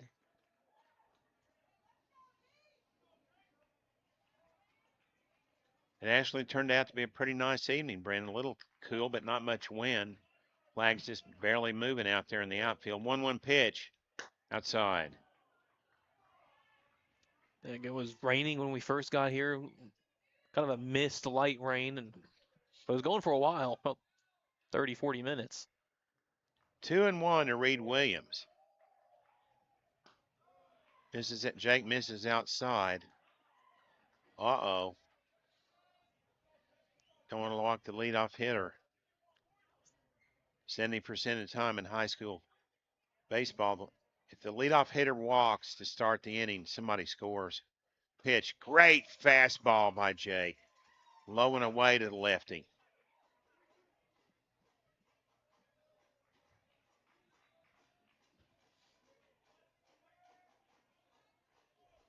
Three and two with one out, nobody on. Top of the fourth, the pitch. Hit on the slow roller to short to Ethan Weaver over to first. Just gets the runner. Two gone in the top of the fourth.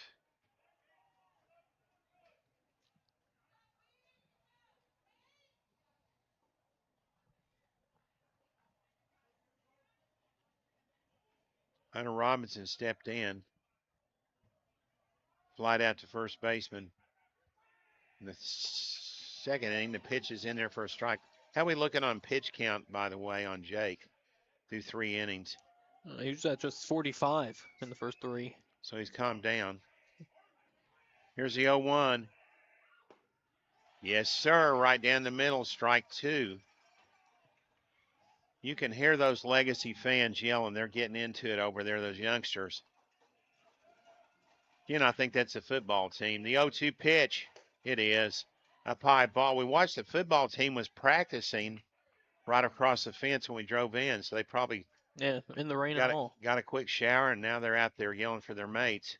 The 1-2 pitch by Jake. Beautiful curveball, struck him out. Wow. No runs, no hits, no errors, nobody left after 3.5 innings. We're tied. 0-0. Each team only has 1 hit, by the way. Great pitching performance by both sides. Back after this timeout.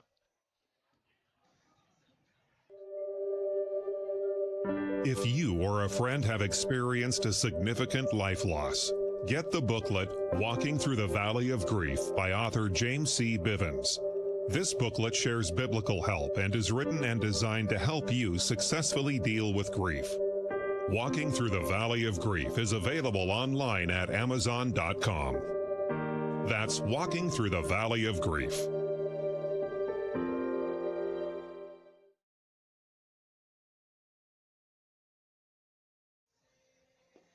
Bottom of the fourth. Who's going to crack first? Lawson Hicks, Jake Jenkins, and Carson Cox coming up for Legacy. For sophomore pitcher Carlo Ruiz, 35 pitches through his first three innings of work. That's good. Low pitch count. You have to feel like now we're kind of playing with house money with your pitching situation. Byron with a big bullpen. Didn't have to use any of it last night. Here we go. Lawson Hicks. Flied out to left field his first time up. On the right side, the senior DH. The pitch by Ruiz. Hit hard on the ground, but right at third baseman Colton Smith. The throw a little low, but dug out by Hunter Robinson and one gone in the bottom of the fourth. I feel like we've seen really good defense on both ends, on both sides. Good the pitchers are being these defenses are making every play. Here's Jake Jenkins, lined out to shortstop Sebastian Castillo, allegedly in the first. From the left side against the right-hander, Carlos Ruiz. Ruiz with the pitch. Way out in front of it, swing and a miss. The changeup worked.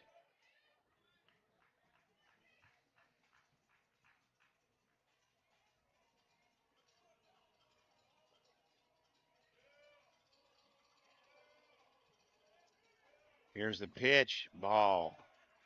Brenden, I just noticed something about the motion of Carlos Ruiz. He moves set and then he moves again and pitches. I think that's a balk. Watch it this time. Okay, there he goes. No, it's just not on that pitch, but the one before it was like that. The pitch is outside, it's a ball. He didn't do it that time. Touching about 84 miles in that fastball. The 2-1 on the way. Swing and a miss. Jake went fishing. Pulled out the slider.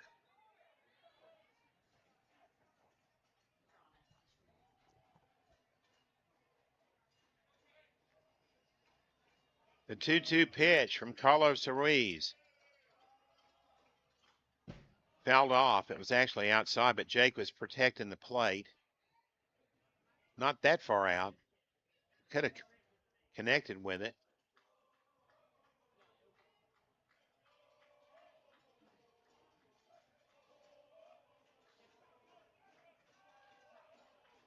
The 2-2 from Carlos. Outside, ball 3. Somehow in this game, Carlo Ruiz has not walked or struck out a batter. This is his first full count of the game.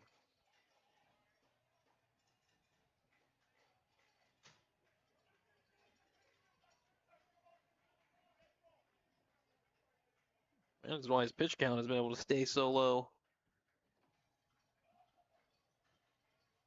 A lot of contact outs. His catcher. The Lubbock school out there, Wolf Friendship. Yeah. I don't know how many times they get 2 games in before the teams in this area, and then we're waiting to see who they'll play. I can remember the many years it's like that. I don't know how that works. 3-2 pitch, popped up. They have to deal with all the rain out there. Well, it's rain, and it's also hotter than, what out there. It just varies. Yes, they'll play earlier in the day. And day. there's wind out there in Lubbock. The 3-2 pitch once again. Swing and a miss. Change up. There's that strikeout. You said that. Didn't have a strikeout or a walk. It definitely was due for one of them. An 8-pitch battle. Well, not at bat.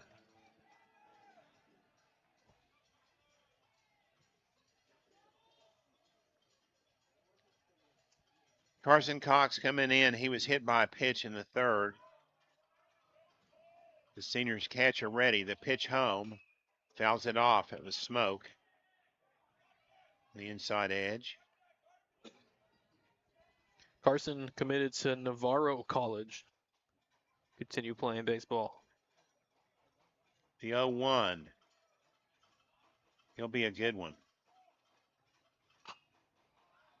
Ground ball to third. Actually, to the pitcher. The throw to first just in time from Carlos Ariz. And that retires Carson Cox. 3 up, 3 down in the bottom of the fourth. As we head to the top of the fifth, scoreless. This will be your inning. You're getting 1 inning tonight, Brenden. There we go. We'll be back after this timeout. I just sent Rick.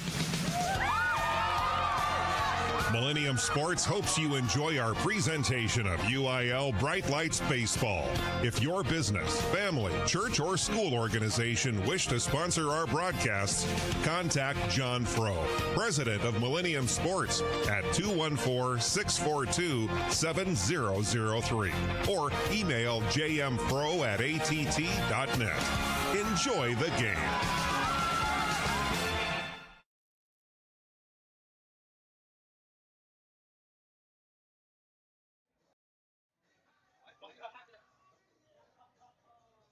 It's the bottom of the fifth inning, top of the fifth inning, due up for the Bobcats in a scoreless ball game.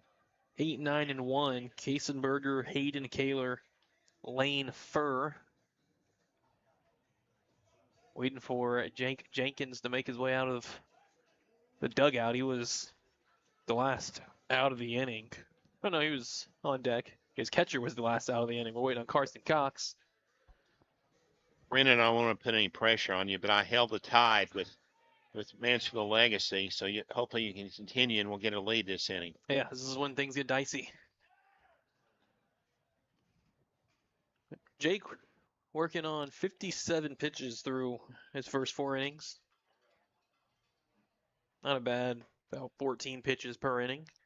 I'm working on this chili here from the Legacy concession stand. This is delicious. There we go.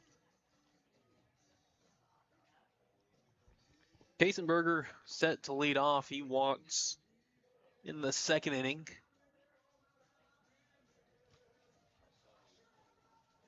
He is often a candidate to be hit for, so making sure it's Kaysen coming out. Jake takes his last warm-up pitch.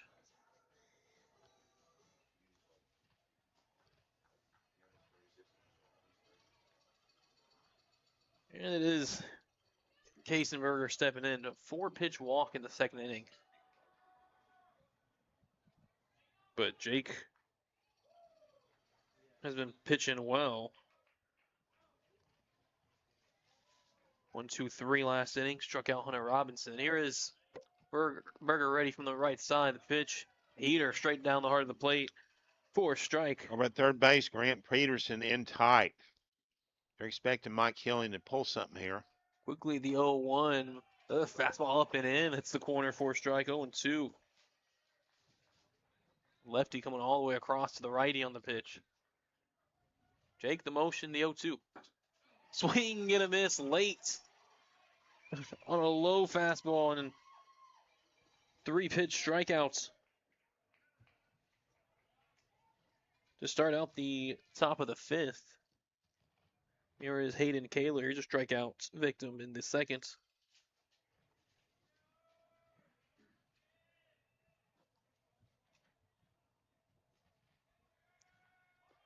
He's ready. Jake delivers. Swing and a miss. Blew another one right by the hitter, up and in.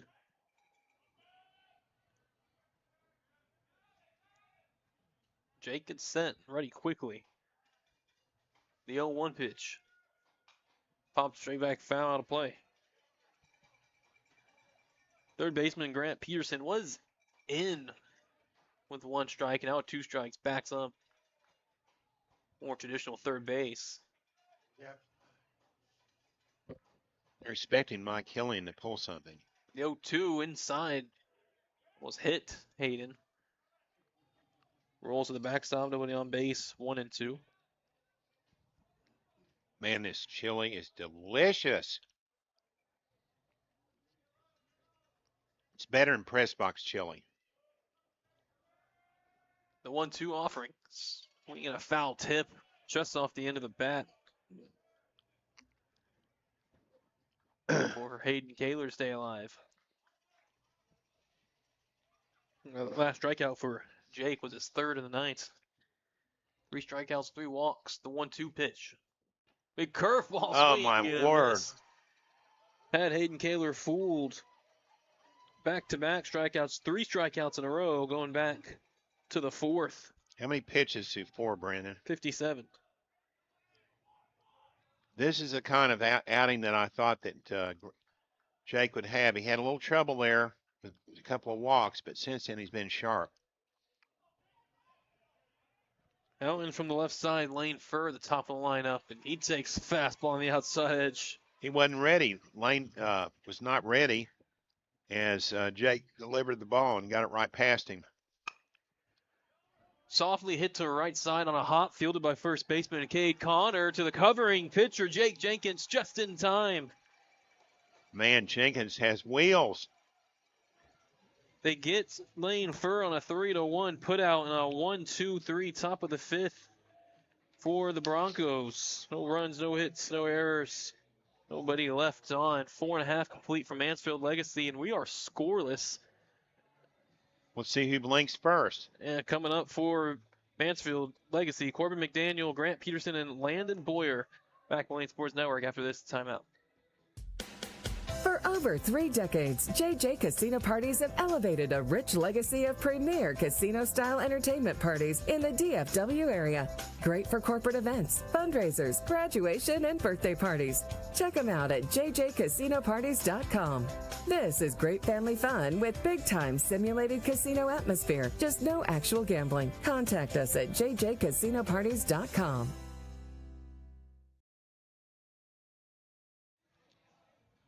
John Frow and Brenden Snow back at Mansfield Legacy.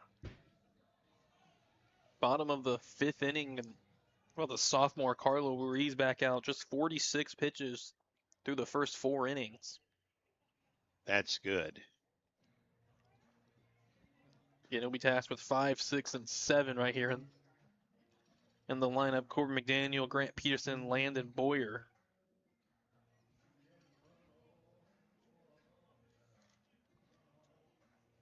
Corbin leading off. He had a sacrifice bunt in the 2nd.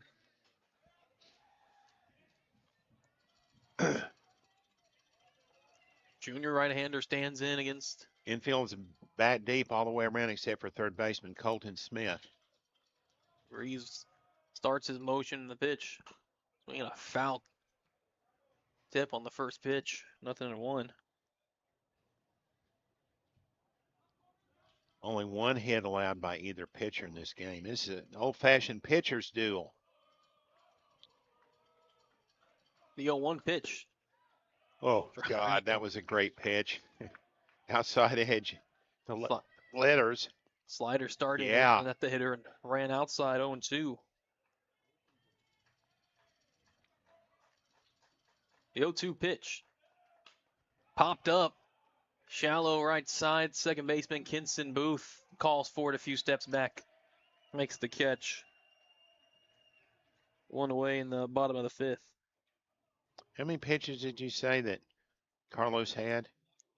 46. That's just outstanding, man.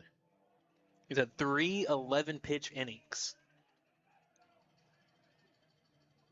Grant Peterson coming up. He hit the home run last night. And he flew out to deep center earlier in this game. Looking for another one. Down and dirty, Grant. Stands in from the right side. A 267 hitter. Reeves delivers. Oh, God, that was a beautiful pitch. It was called a ball by the plate umpire Michael Grubbs. Slider. just a little bit away. I've never seen Ruiz pitch this well, Brenden. He's found himself. Ready with the 1-0. Up and in. He Change up. fouled off. 1-1. Landon Boyer, senior second baseman on deck. Kasenberger's grabbing a new baseball. I don't know about you, but I want to come back here on Saturday. I like this Legacy ballpark. The 1-1. Check swing. And the ball called, blown away.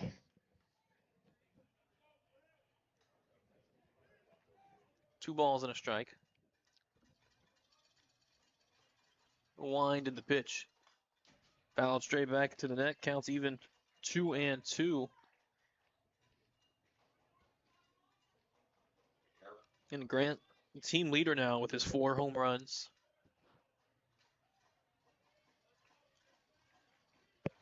Just need to swing at the top half of the ball, young man. Here's Ruiz's 2-2 pitch. There you go. Swing and a little roller to third. Colton Smith the charge, the throw. Not in time. Base hit. He legged it out. Great hustle. Grant Peterson. Wow. And a 1-out infield single. Just the second hit of the ball game for the Broncos. Just one for Byron Nelson as well. Now a runner on first, 1 out, and Landon Boyer steps in. Landon popped out the second in the second inning. Boyer is over in the series. He's due. Hit 235. Waggles the bat, slightly closed stance. As Carlo Ruiz steps off the mound to reset. So now he works from the stretch. Set at the letters. And steps off again.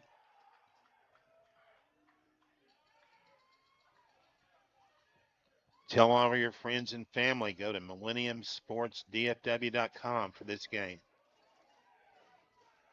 Here's the pitch, and missing up and in. Oh, a fastball, ball 1 to Landon Boyer.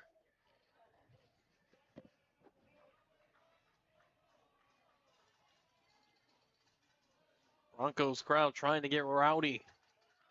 Scoreless ball game. 1-0. Swinging fouled straight back. It's just a piece of it did Landon.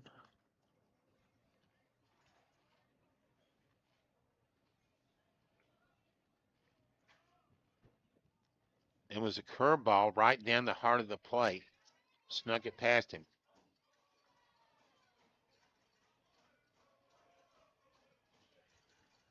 Count even at 1-1. The runner at first, Grant Peterson, with a good leadoff for first. The pitch, slider missed. Blown away, 2-1. Thank you, plate umpire Michael Grubb. That was a great call. It was a good-looking pitch. A lot of room between Castillo at short and Colton Smith at third right now. Carlo Ruiz set the 2-1 pitch.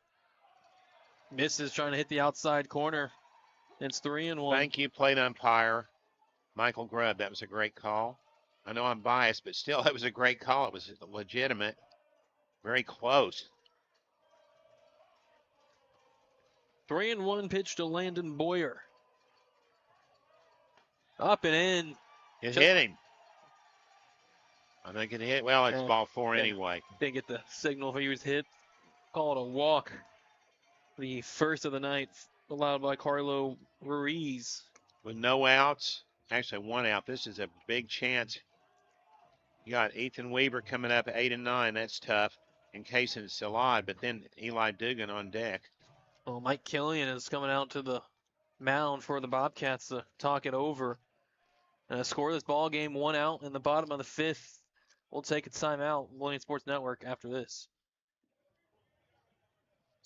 Don't miss the UIL State Event of the Year, the 2026 State Baseball Championships, taking place June 4th through 6th at the Dell Diamond in Round Rock. For schedule, spectator, and ticket information, please visit uiltexas.org/baseball. Again, that's uiltexas.org/baseball. Dell Diamond, you got to be there, folks. State championship game, not games. They don't have a tournament anymore. Another great decision by the UIL. Carlo Ruiz stays in now against Easton Weaver. Pitch, Weaver bunts it down the third base line. Picked up by Carlo Ruiz. A throw to first in time. Sack bunt works. Both runners advance. That was a beautiful bunt down the third baseline. That's a very tough play for a pitcher to make. Carlo Ruiz easily could have sent that throw errands. So you move Grant Peterson to third and Landon Boyer to second with 2 outs. Scoreless in the bottom of the 5th, and it's the 9-hole hitter, Kason Salad.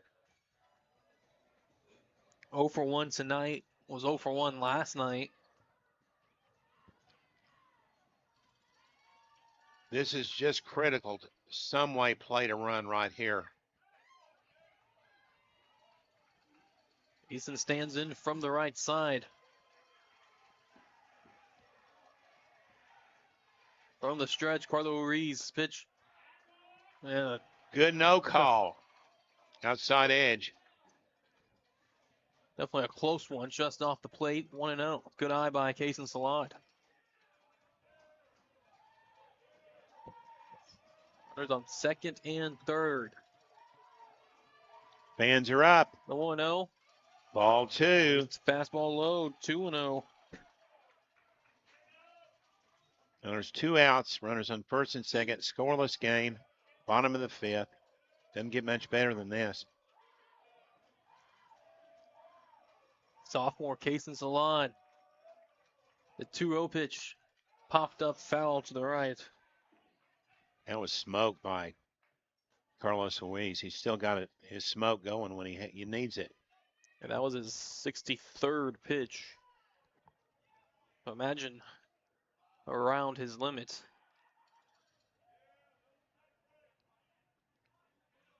Let's have another quick chat with catcher. There is a right-hander throwing for Byron Nelson. See if I can pick up who it is.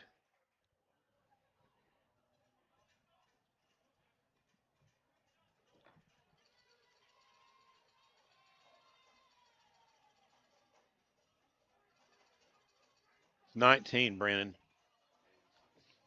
Aiden Saraceno. He's their ace, isn't he, out of the bullpen? Byron Nelson, I think. Definitely one of their key Better. swing starters. Starts games, comes out of the bullpen. I just want a base hit right here, right now, guys. Notice Kason Salad back in the box. The sophomore will remember it forever if he can connect. The 2-1 pitch. Ground ball up the middle. Fielded by Sebastian Castillo on the run. Throw to first in time. Close play.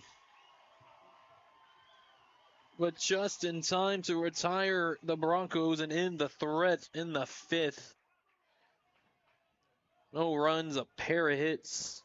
No, 1 hit, no error, a pair left on. And 5 innings completes from Mansfield Legacy, and we are scoreless. As Legacy Broncos by-district championship baseball continues on Millennium Sports Network after this timeout.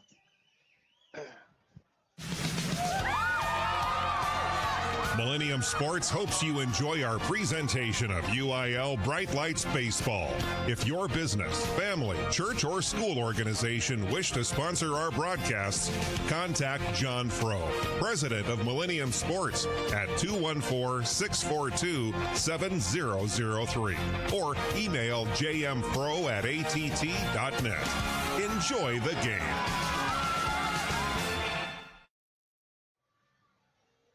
Welcome back, everyone. Starter Jake Jenkins has gone all the way. We're in the top of the 6th inning. How many pitches through 5 innings, Brenden?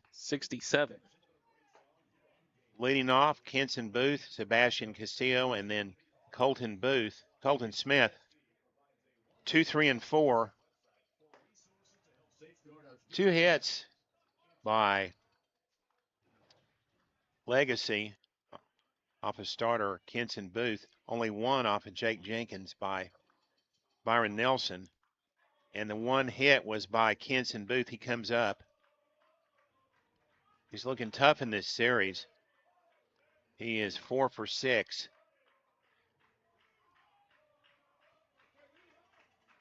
He's ready. Ethan Weaver at short, a little bit over towards second. The pitch by Jake. Swung on and fouled off.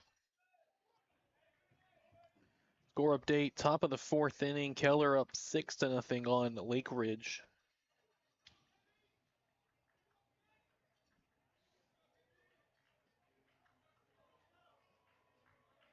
The 0-1 pitch by Jake Jenkins.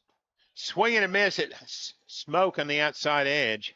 Blew it past Kenson Booth, but don't count out Booth. He's a sneaky hitter, isn't he? They had a single earlier with 2 strikes. 0-2. Jake, the full wind. The pitch. Just misses outside. Bottom of the 3rd, Southlake's cut into Boswell's lead. It's 4-2. Boswell leads.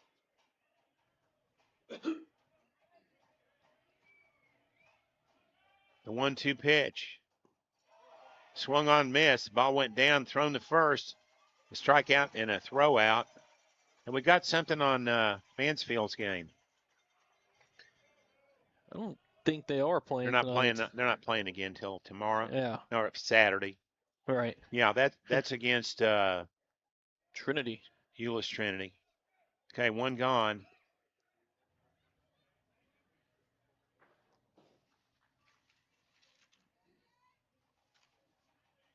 Here's Sebastian Castillo. Up and in, ball 1. I keep saying it, but you cannot give Castillo much to hit. He'll make you pay. 0 for 2 in this game. Ground ball, base hit to left field. Between short and third. Just roll it through there. He's got wheels. He can go. He can steal. 1 out. Up comes Colton Smith. 0 for 1 with a walk in this game. Just the 2nd hit of the game for Nelson. Kenson Booth has a single. Sebastian Castillo has a single. 73 pitches now for, you got the pitch count up there. I just noticed that, Brenden. Big lead at first. The pitch home. Just misses away.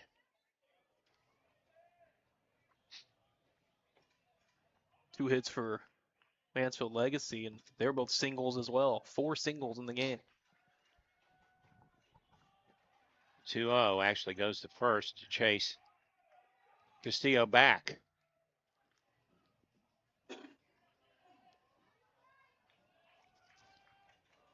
Pitch home. Fouled off into the screen.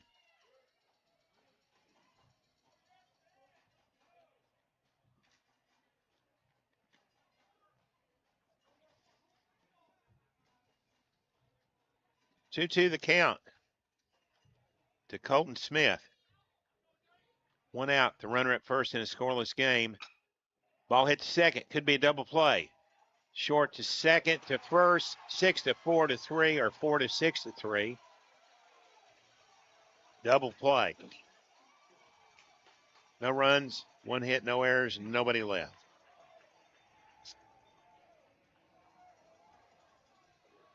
After 5.5, we remain scoreless here at Mansfield Legacy High School. Coming up, top of the order for the Broncos, Eli Dugan, Lawson Hicks, and Jake Jenkins coming up. Get the rally caps on, everybody. We'll be back. Neighbor, residential roofs take a beating year-round with sun, wind, rain, and hail. Need a tough roofing company? 10-Gauge Ridge Roofing of Mansfield serves DFW with roof inspection, repairs, and the very best roofing as an Owens Corning Platinum provider. Ask us about the very best world class for shingles.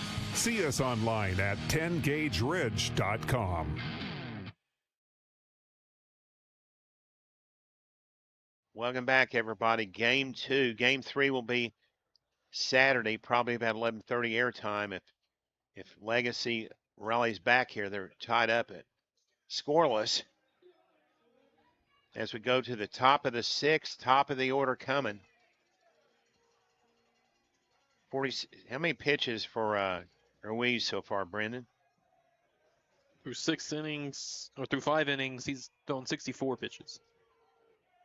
Here's Eli Dugan, 1 for 2 in the game. 2 for 4 in the series. From the right side, the senior left fielder is ready. The pitch by Carlos Ruiz coming. Oh, he almost hit him. He just got out of the way. Ball 1. Is Carlos a sophomore, Brenden? Is Yeah. Okay.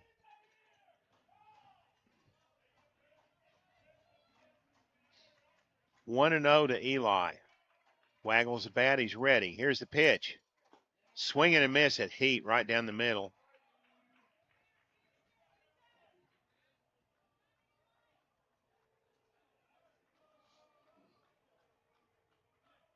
The full line, actually the stretch by Ruiz.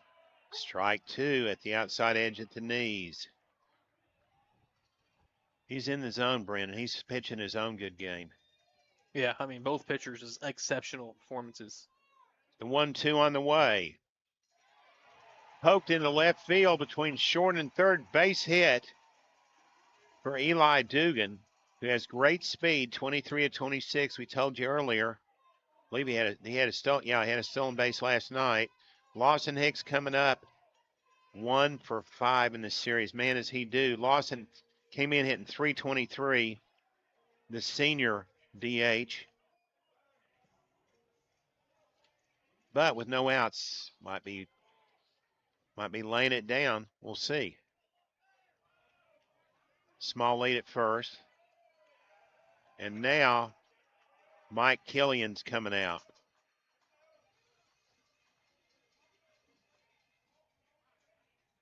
Let's just keep it here. Let's see what he's going to do. Oh, he's going to take the ball. You're right. You said that Ruiz had enough, and you're right. Yeah, earning a nice ovation from his visiting crowd. And here comes is this the kid that was warming up or a different one? I'm trying to figure that out. Yes, this is 19 here, Brenden. Yeah, junior right-hander Aiden Saraceno. We've seen him earlier this year, but he had his midseason stats at about a 2.80 ERA and 16 innings of work. About a little under a 2-to-1 strikeout to walk ratio. How many? And just that 15 innings, that was 9 strikeouts to 5 walks. And gave up 17 hits in those 15 innings. So he's And what is pretty his hittable. What is his book? Do we have anything on him or no? He is fastball 82 to 85, curveball, slider.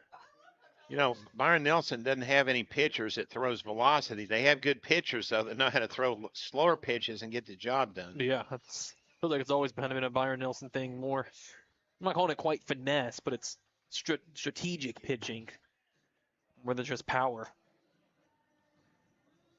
which has been the trend in sports and baseball now. Just find the power pitching. Let's get any updates we got on.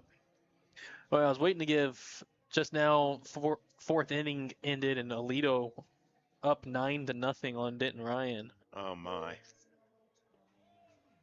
Keller up 6-0 on Lake Ridge, and that game now in the top of the 5th inning. Fort Worth Boswell still leading South Lake 4-2 in the top of the 4th inning.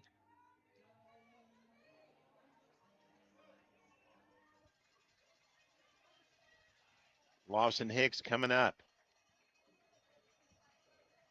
Hitting .322 on the season. The senior DH steps in. 1 for 3 in this series. The pitch home outside. He squared the bunt, let it go by.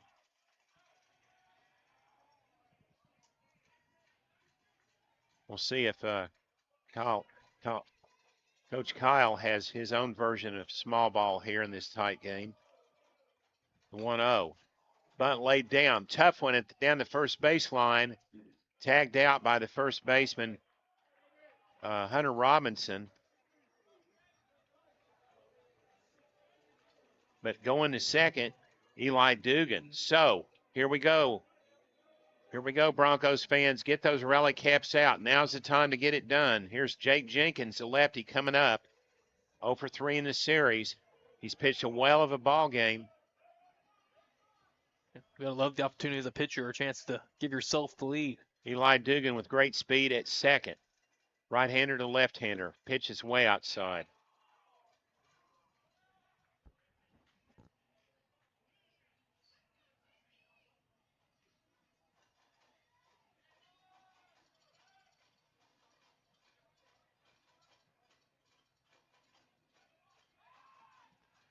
Moved to second, back in safely as Castillo snuck in behind the runner down there. That's Eli Dugan. He learned his lesson last night, Brenden. Yeah, he was back very quickly. This is just critical for Legacy. They need a hit here. Really would help. The pitch fouled off to the left. There's a heater.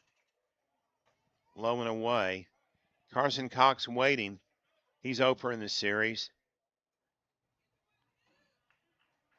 The middle of the order hadn't hit real well in this series for Legacy. 1-1. Looking to the right, Aiden Saraceno comes home. Ball hit well to left field. Probably not enough to get it out, but it could advance the runner, and he dropped the ball. Dropped the ball. So it's an error on the right fielder, and going to over there is Dugan, Eli Dugan, bases now, runner at first and third. That ball was hit really deep, probably about 300 feet into right field, and I guess Caleb Ramirez just lost the ball. Yeah, it hit pretty much well at him. Looked like he was running back thinking it was going to be deeper. That ball died down, and what a chance here for Broncos. 1 out, runners on the corners. Third base coach Kyle Mickles, the head coach, comes down and says something. Carson Cox in the batter's box. Back in there.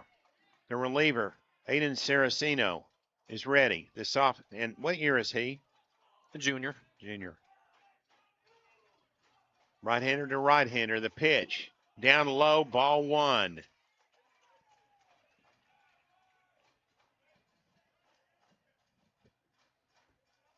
Man, grab those rally caps. Now's the time. Jake is not much threat to go at first. The pitch down low, ball 2.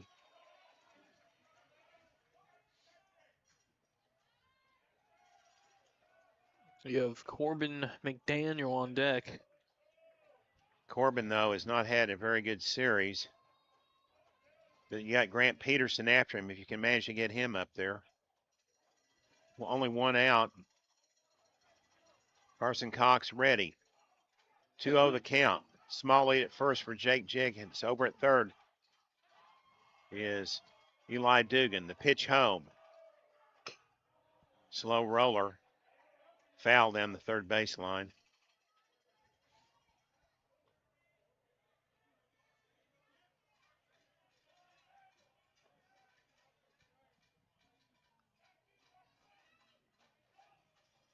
This game is a gift, Brenden. This game is a gift from the maker above.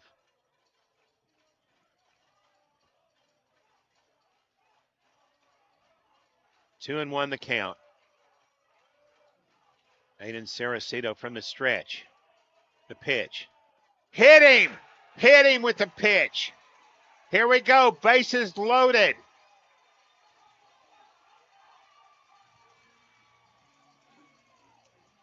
I feel it. I feel it. It's a gift. It's a gift. Not by the players. It's a gift from the man above. It's going to happen. Here's Corbin McDaniel. Stepping down the third baseline, Corbin talks it over with Kyle Mickles. And if Legacy can get one, it'd probably just feel like blowing the lid off a basket that you've been trying to pull off for 2 nights now. We're tied up in the 6th inning. 1 out, bases loaded. At the belt, Aiden Saraceno. The pitch home. Swing and a miss. Slider moving away to right-hander. Nice pitch. Yeah, had to go something off speed. Couldn't just gear up a fastball. The 0-1 on the way. Swing and miss. Same pitch, exactly.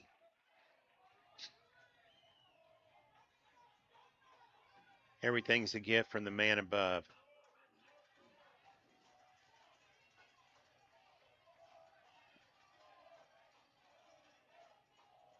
The 0-2.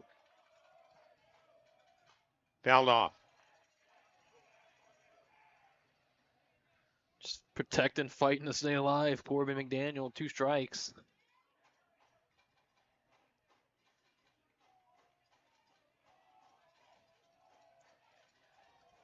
He's ready at the plate. Over at first, Hunter Robinson is tight. The pitch home. Outside.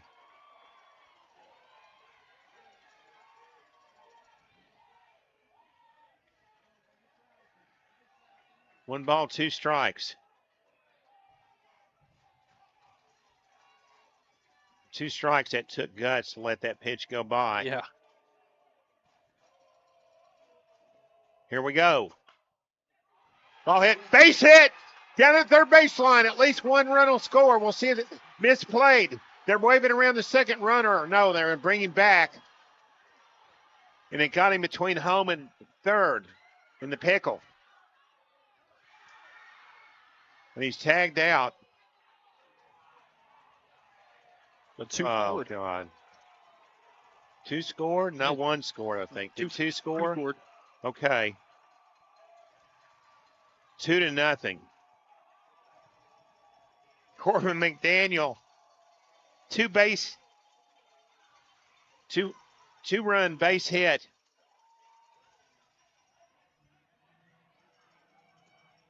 Who's at second now? McDaniel? Yep. This is double. A double. This play down there by Reed Williams in left field. A chance for Legacy to get more runs here. Grant Peterson's up. The pitch. Oh, beautiful right down the middle.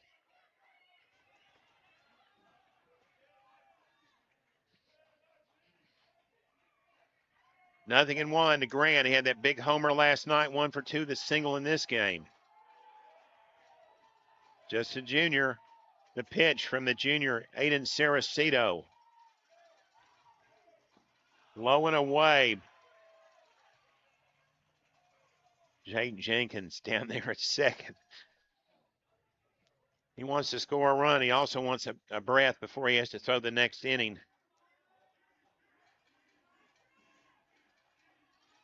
We're in the bottom of the 6th. Move to second. No. Castillo came in behind.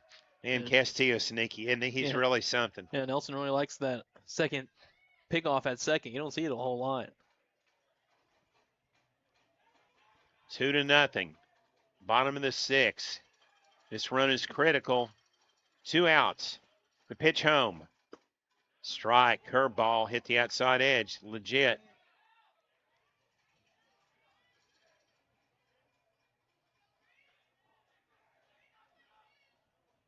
One ball and 2 strikes. Runner at second. 2 runs in the bottom of the 6th. Legacy leads. The pitch by Saraceno. Swing and a miss. He struck him out. But count your blessings, folks. 2 runs on 2 hits. we have an error, Brenden? Yep. One error and one runner left on base. Now, we're going to the top of the 7th. 5, 6, and 7 coming up for the Bobcats. Caleb Ramirez, Reed Williams, and Hunter Robinson. And coming out to pitch, my man, Jake Jenkins. Here he comes. Told you it weeks ago. He's special. We'll take it back to the studio and be back in a moment. Wasps buzzing in your backyard? Spiders and ants taking over your kitchen? Rodents planning a housewarming party in your attic? Not on our watch. Alliance Pest keeps pests out and your home safe. When you bundle home and auto, good things can happen. You get a local agent who can help you choose the right coverage for you at a price that's right for you. Call State Farm agent Earl Wood in Fort Worth today. Here we go, folks. Top of the 7th. $1 hot dog at concession stand. $1 hot dogs. Eat them all they're hot.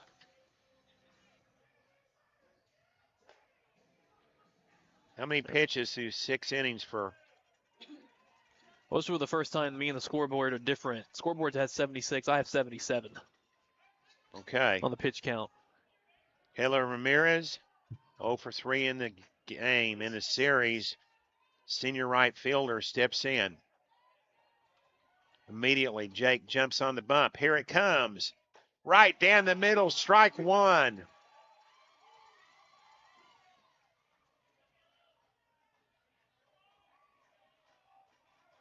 Oh and 1 to Caleb Ramirez. 2-0. Legacy in game 2. Ready to advance to game 3. The pitch home. Up high. You don't assume anything in high school baseball playoffs. Anything is possible. But 1-1 the count to Ramirez. Jake's ready. He's feeling it. Here's the pitch. Yes, fouled off. Took a little bit off that one. Kind of low and inside. Nice pitch. And again, has just a strong changeup that he loves to use. Kind of works backwards. Coming up is our JJ Casino Parties in North Texas post-game show. The 1-2 pitch by Jake Jenkins. Yes! Struck him out! Right down the middle at the knees. 6th strikeout for Jake.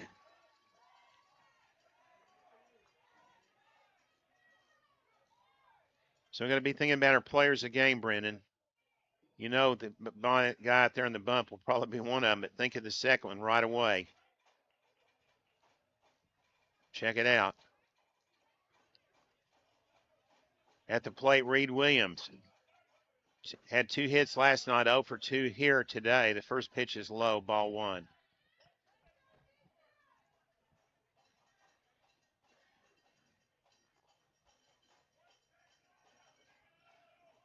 Corbin McDaniel on the big 2 RBI double. Here we go, the 1-0. In there for a strike. Yeah, Corbin McDaniel.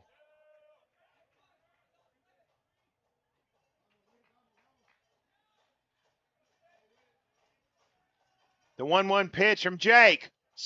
Foul tipped off.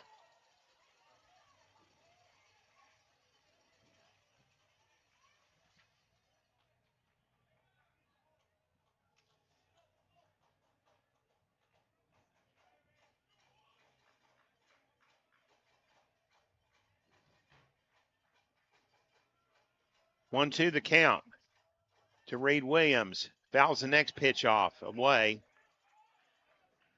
Count remains 1 ball, 2 strikes.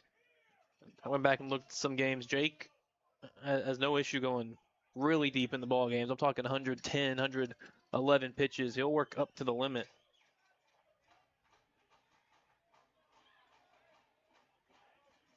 Only allowed 2 hits in the game. The pitch away. That one got away from him. A nice stop by Carson Cox. No harm. There's nobody on base. 2-2. So the top of the 7th. Legacy with a 2-run lead. Jake brings it. Line drive deep to center field. Base hit. Overrunning the play is Kason Salad. Salad was playing real far in the left center, and he overran the ball. It's a triple. That ball was tagged. That's why I said you don't ever count your chickens till they're hatched. That's an error. Single and an error on the outfielder. Yeah. He had an error last night. Here's Hunter Robinson. 0 for in the series, and that'll bring Coach Kyle Mickles to the mound while they talk it over. We'll be back after this. This commercial isn't about us. It's about you. It's about you and your first sip of your jalapeno margarita. It's about you and the fresh avocado and your shrimp ceviche. You and your family enjoying a good meal and good company. Celebrating with your closest friends, making a toast to a good year. Dessert, your favorite, Cinco Leches. When it's about you, you know you're at the right place. Make your reservation. Make it about you. Make it Macero.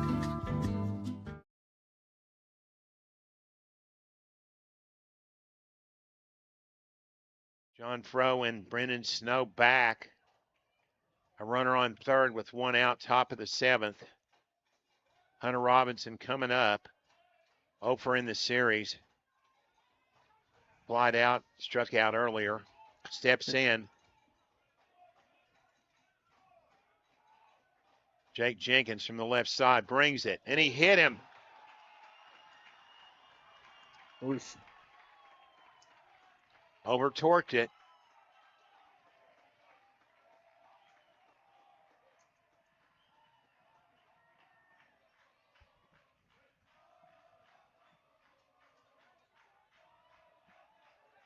You got a lot of Byron Nelson faithful out there, don't you? And making some noise, and here's a pinch hitter for Kasenberger. This is Brenden Arata. Junior catcher had a pinch hit double last night. No numbers on Byron Nelson.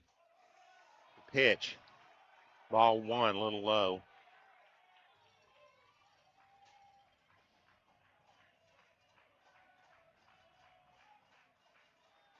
One and 0.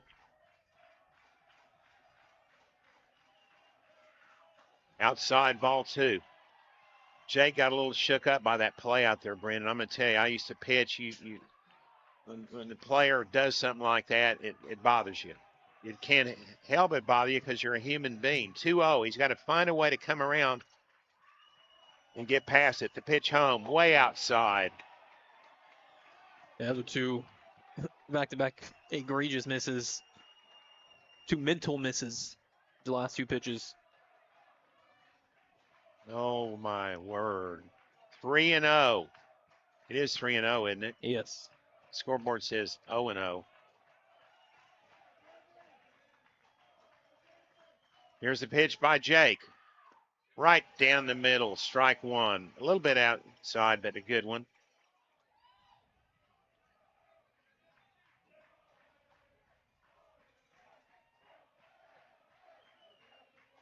(3-1). Broncos chanting Jake. Here's his pitch. Oh no, ball 4, just missed. Hayden Kaiser coming up if he does hit. That's him. 1 for 5 in the series.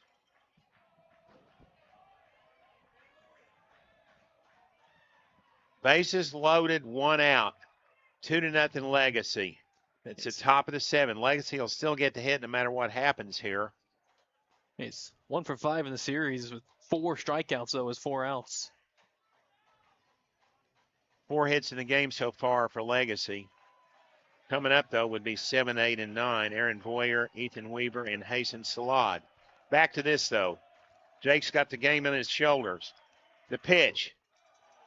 Misses low and inside, ball 1. By not much did it miss.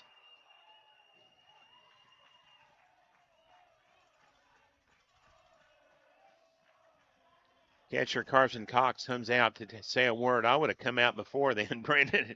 Say, hey, Big Jake, you can do it. You've been sliding past these guys with pitches all night. Just throw it over there. Yeah, I just remember he ran into a little bit of the shakeup in the second inning when he walked 3 batters, but got out of that jam. Then pretty much flew through innings 3, 4, 5, and 6. It's the first time he's faced any kind of issue since.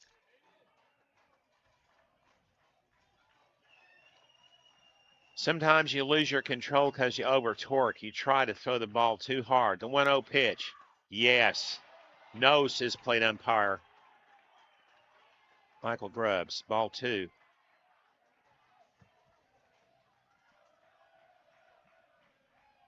Is anybody up in the pen, Brenden? It'd be over here, Brenden. I think. I can't see. Pitch is in there for a strike. That's not the reason I can't see. 2-1 the count. On deck, Lane Furr. You don't want to see him up. What scares you about him is who's behind him. Yes. Henson Booth and Sebastian. Actually, it wasn't Lane Furr. I want to say Kenson Booth. You don't want to see him. And then let's keep it right here. Throw strikes, young man. Here we go. Yes! Strike 2. Heat. Blew it past him at the letters. Pitching is a very mental game, guys. I used to do it. It's intensely tough. You can have 95-mile-an-hour fastball, but your center fielder makes an error, and sometimes it shakes you up. Here's the 2-2. Low and inside, almost hit Hayden Kaler.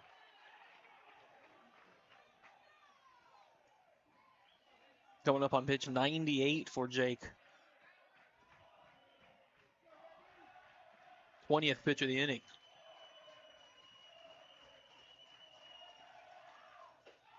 Struck him out! A high fastball.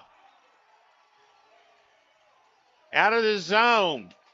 Nonetheless, he did the job. 7th strikeout of the night for Jake. This is the deal. One more out and this game is over and Legacy wins. But up there is Lane Furr. 1 for 6 in the series from the left side. Lefty, lefty. Jake's ready. Comes a pitch. Just misses a little high.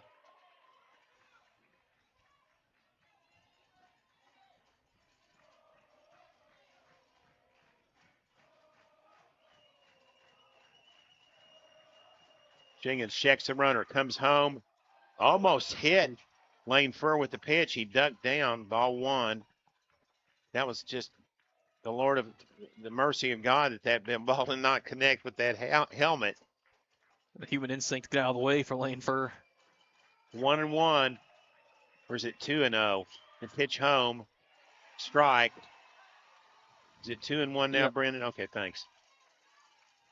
Yours truly getting a little excited. 2-1. Jake Jenkins, 1 batter away from a win and going to game 3 Saturday. Looks to second, comes home. Outside. 3-1. Oh my. Have to throw a strike here. Lane Furr's worth the count. It is 2-0. Legacy, 2 outs. Top of the 7th, bases loaded. The 3-1 pitch. Walked him. 2-1.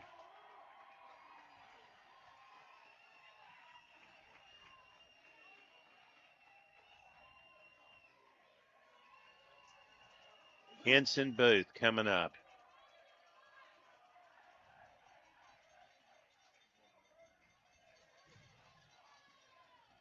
Mike Killian is walking on the field. He's trying to get his runners going. Umpire doesn't want him out there. You cannot walk on the field like that. He's changing players. I'm not sure. What's he doing, Brenden? Coach Killian. Yeah, he's changing his runner. Looked like at seconds where he was pointing. Is he getting another runner out there? He is. Mike Killian is sending. Who is that out there, Brenden? That's Kaysen-Berger, who was hit for earlier in the inning by Brenden Arata.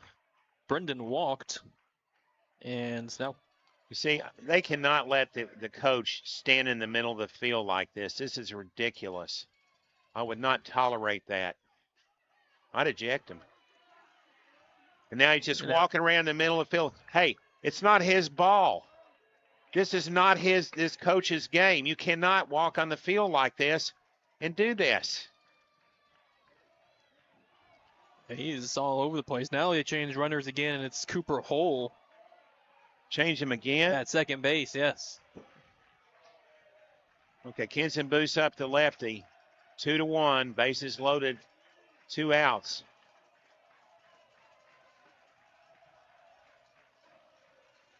The pitch, low and away.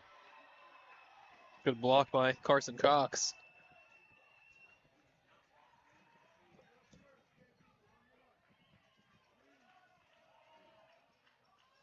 One and 0, the count. Kenson Booth, the lefty. Lefty on the mound. Jake Jenkins, the pitch. Right down the middle, outside edge, strike one.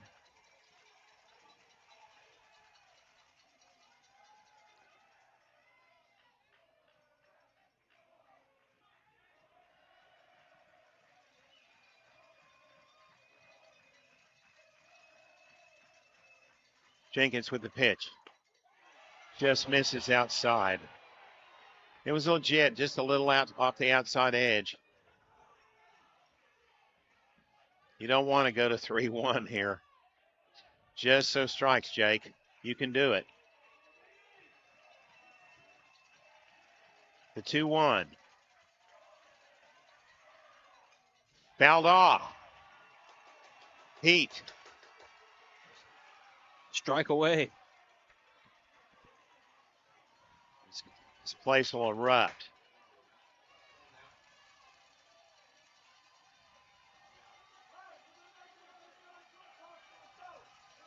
Bases loaded, 2 outs, 2 balls, 2 strikes. Jake Jenkins has gone all the way. His 108th pitch of the game coming. Oh, just missed. Just missed. 3-2, the runners will be going with this pitch. Doesn't get any more dramatic than this, does it, Brenden? This is to the wire.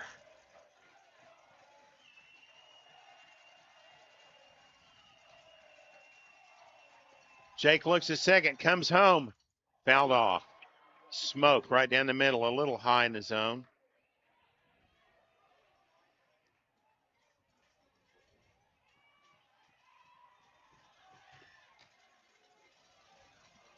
Have to continue to throw strikes. Nowhere to put the hitter. Jake Jenkins, ready. Here's the pitch. He walked him. We're tied at 2.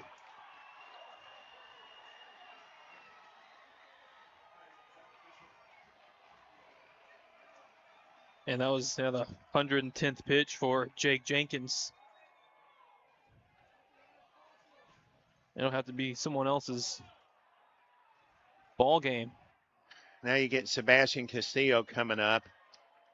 And that brings out Kyle Mickles. While they talk it over, we'll take a timeout. Tied at 2. A minor accident can turn into a hassle. Fort Worth State Farm agent Earl Wood offers auto insurance with a combination of service, price, and protection. Earl's office is at 2900 South Hewland, Suite 50 in Fort Worth. Details available online at earlwood.biz. That's earlwood.biz. Fort Worth State Farm agent Earl Wood. Like a good neighbor, State Farm is there. Attention high school sports fans, are you an armchair official? You know, the parent or fan who constantly yells at the referees and loves to let everyone know just how bad you think they are. Well, if you think you could do better, then get in the game and prove it. It's time for you to suit up and make the calls where they actually count. Every sport in Texas needs more officials. Sign up today at highschoolofficials.com. New pitcher for Legacy. And for Landon, the 6'1", 165-pound senior right-hander. This is his 9th appearance. And he's 0-0. The 4.565 ERA and 7 2/3 innings with 9 strikeouts and 7 walks. And 1.957 whip. But he does serve as the team's closer. He's 4 for 4 in save opportunities. And the book on Landon. Fastball, sinking action, 83 to 87 miles per hour. Also a 2-seam fastball, a slider, and a changeup. He comes into a tie ball game and bases loaded in the top of the 7th.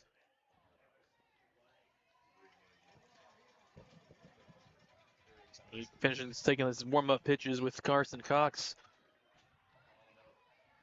Okay. Sebastian's up. Had a triple last night, a single tonight. 4 runs scored last night. We know he's hitting close to 400. Mike Killian doesn't have time to give his stats, but he has time to delay the game, Brenden. Here's Sebastian. He's a great player. Here he goes. Inside edge, fastball, strike 1. What's the velocity on Landon, Brenden? 83 to 87. Okay, well, he was out of his zone that time. That was really fast. The 0-1 pitch. Curveball fouled off. Get him, Bo. Landon Boyer going from second base. The pitcher, the DH, Lawson Hicks, is now at second base. Lawson Hicks is at second.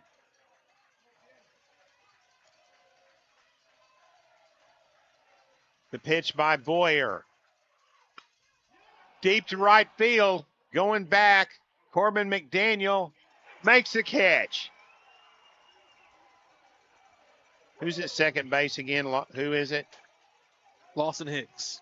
Thank you. Okay, here we go. Let me cap that inning off. 2 runs for Byron Nelson on no hits? One. 1 hit. Who had it? Reed Williams. Okay. No errors? 1 error? 1 error. 1 error. 3 left on base. As we go to the bottom of the 7th, Landon Boyer due up, Ethan Weaver and Kaysen Salad. 7, 8, 9. For Mansfield Legacy Broncos, back after this timeout on the Millennium Sports Network. JJ Casino Parties is a family-owned business with a rich tradition of delivering Las Vegas-style theme parties to communities in the DFW area since 1985. For over 3 decades, owners Carly and Paige Everett have been the premier choice for turning special occasions into thrilling and unforgettable experiences. For details, look them up at jjcasinoparties.com and let the games begin.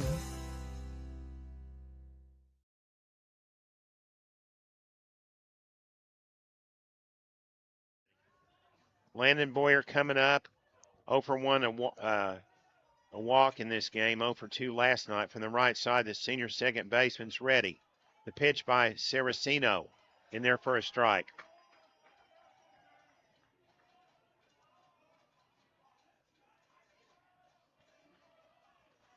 Outfield shallow. The pitch home, outside edge, strike 2.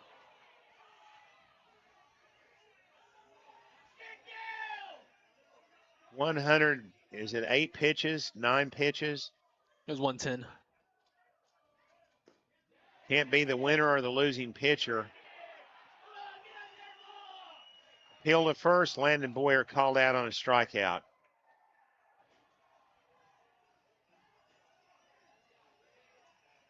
Second in a row for Aiden Saraceno out of the bullpen.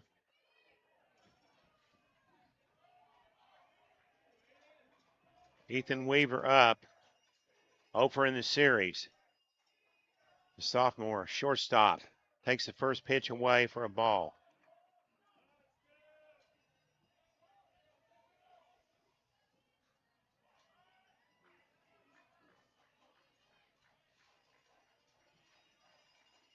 The 1-0 hit in the center field, but maybe too strong. It's right at Hayden Kaler. 2 outs. Could be going to extra innings. Kason Salad coming up. 0 in the series, 0 for 6. Excuse me, 0 for 4. Let me correct myself again, 0 for 3. Did have a walk. Yep. He's ready. Aiden Saraceno's pitch. Swing and a miss and a changeup. Yeah, 84 on the changeup. 84 miles an hour? Yeah. Where are you getting that? One of the Pitches nearby away. radar guns. Yes, that's the guy that was talking to us. He's right outside our booth. 1-1 to Salad with 2 outs, nobody on. Bottom of the 7th, the pitch outside.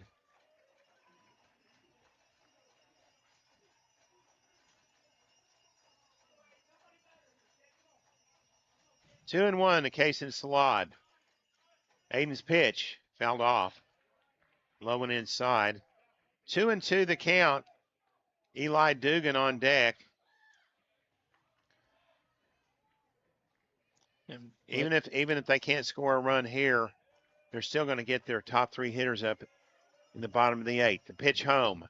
Swing and a miss. Struck him out. So no runs, no hits, no errors. At the end of regulation, 2 runs, 3 hits, 2 errors on Byron Nelson. 2 runs, 4 hits, 1 error on Mansfield Legacy Broncos. And as we go to the top of the 9th inning, let's see who's coming up here.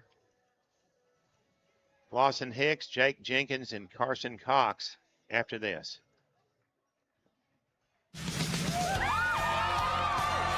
Millennium Sports hopes you enjoy our presentation of. Let me correct myself. I believe it's who is it, Brenden? Colton Smith's coming up? Yes. Caleb Ramirez and Reed Williams. We'll be back after this.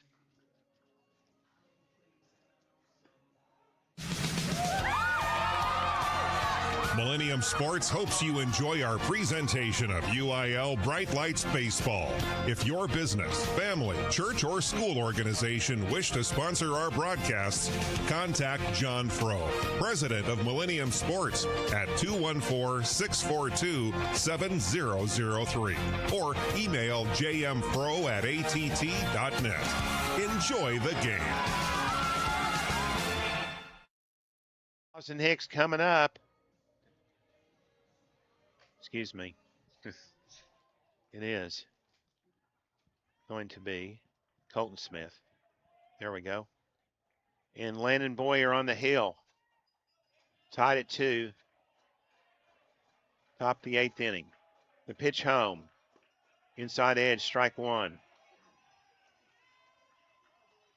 Colton Smith was the only spot in the lineup not to bat last inning for Byron Nelson. The 0-1. Curveball misses outside. Bottom of the 7th, Keller up 6-0 on Lake Ridge. 3 outs away from winning that series. The 1-1 on the way. Swung on and fouled off. And at the plate. The bottom of the 5th inning, Boswell still holding a 6-4 lead over South Lake Carroll. 1 balls and 2 strikes. The pitch. High hopper to third. Hurrying is Grant Peterson. Long throw to first. Overthrows the bag. It was called safe. But the throw was high, but first baseman Cade Connor came down. He claims he hit the base. That was Coach Kyle Mickles came jumping. Who threw that ball over there, Brenden? Grant Peterson. It's an error, and it's an E5. Tough luck, E5. And all our errors are made the same.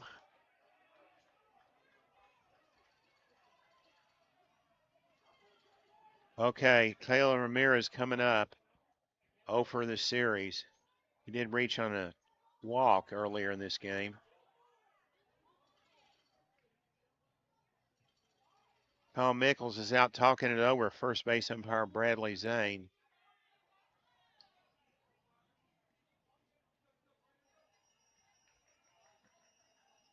Zane lecturing Kyle Mickles. Yeah.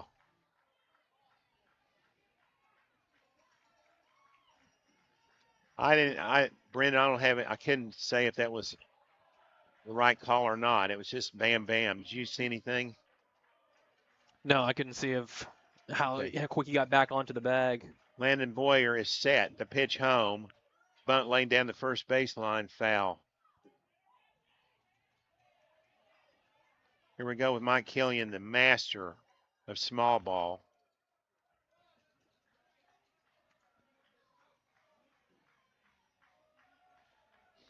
He's amazing with it. Caleb Ramirez on deck.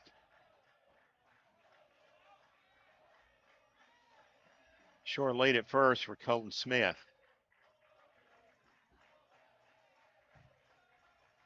Pitch by Boyer. This is outside. Ball 1. 1-1.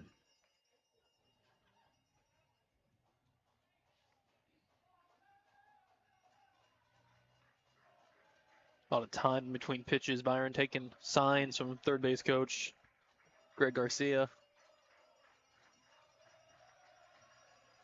The 1-1 pitch from Landon Boyer. Attempted foul, bunt rather, foul. Strike 2 and the first baseline.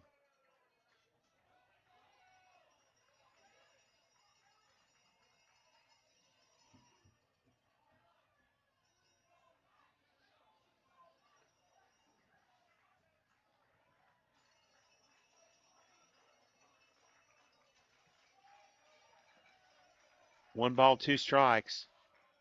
Small lead at first. Landon Boyer's pitch popped up out of play to the right.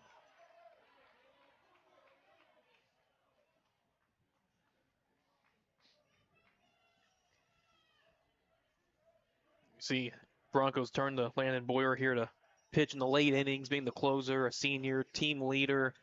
Coach described him as stoic.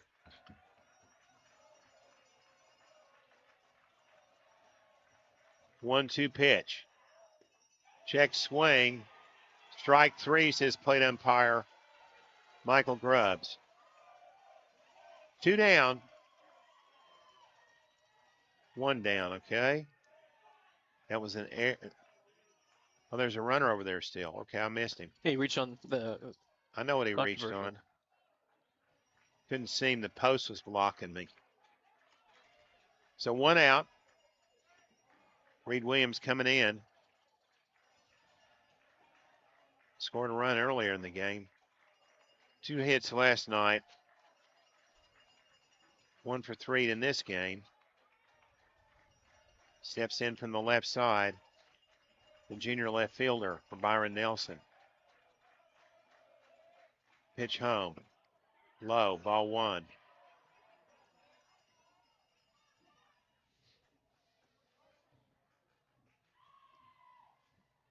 Well blocked by catcher Carson Cox. So elite defensively for the Broncos. The 1-0. At the belt, Landon checks the runner, comes home. Strike 2, right down the middle, or strike 1, make it.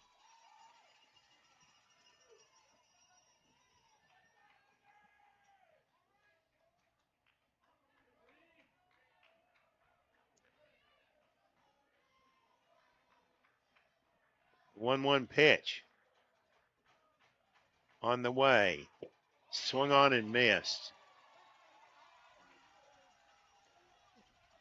Also, Coach Mickles said about Landon Boyer, called him a kitchen sink righty. He uses all kinds of pitches, a cutter, a sinker, changeup, slider. The game against Aledo this year struck out 6 hitters in a row at one point. Wow. He's ready. Here's the pitch coming. Fouled off down the first baseline. Count remains the ball in 2 strikes.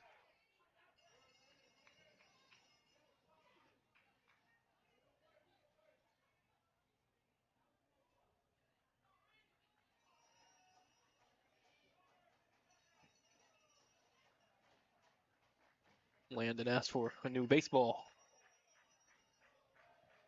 Not new, it was used probably earlier in the game. It's not the same ball.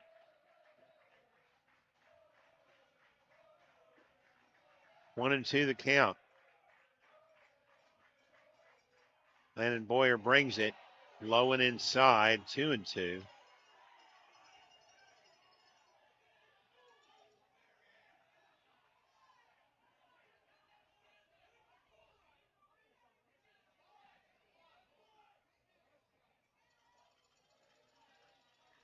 Steps out of the box for a moment. Back in it. Landon has the sign. Now he goes to first.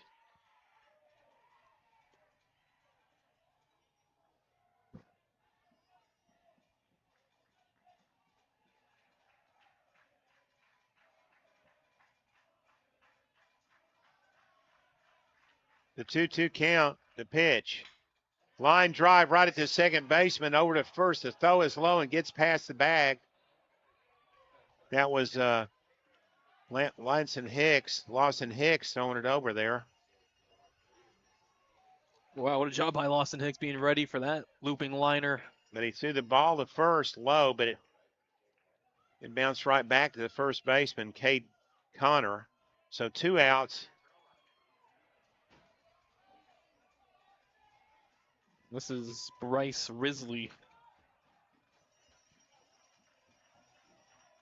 Don't know his numbers because Coach Killian won't give them. Bryce who? Risley. Pitch is in there for a strike.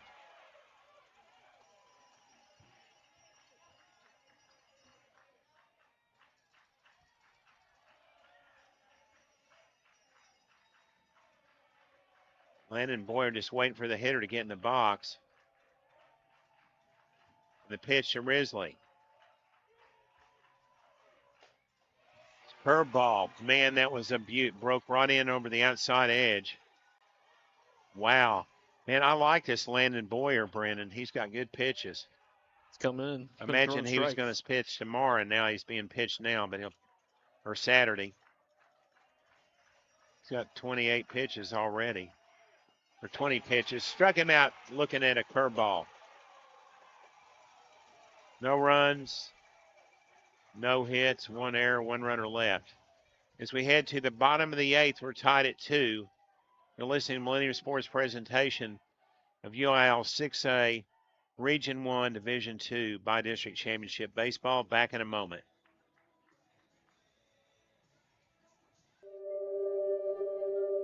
If you or a friend have experienced a significant life loss, get the booklet Walking Through the Valley of Grief by author James C. Bivens. This booklet shares biblical help and is written and designed to help you successfully deal with grief.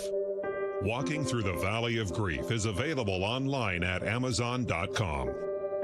That's Walking Through the Valley of Grief.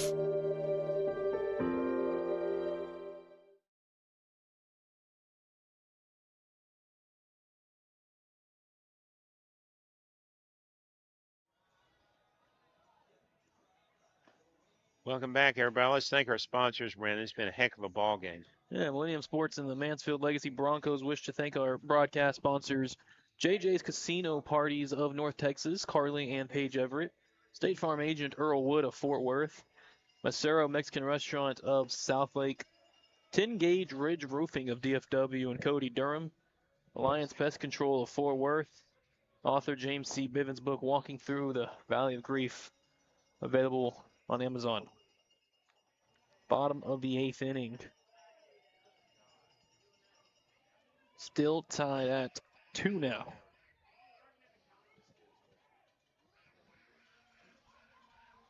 Okay, coming up. Who we got here, Brenden? Eli Dugan. Yep.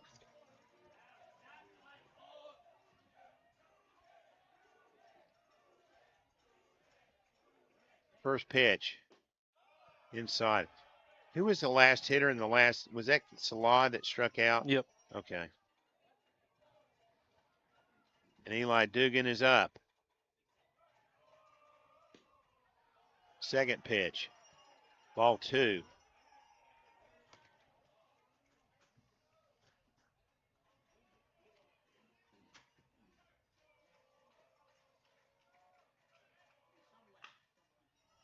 Chopper to third off the chest of Colton Smith. Though to first, he beat it. No way. Oh my gosh. He's called out. It looked to me like he beat it. Colton Smith put a lot of extra on that throw after bobbling it off his chest. See, you could see it. You could see it in his body. That brings up Lawson Hicks. 0 for 3. First pitch is a strike.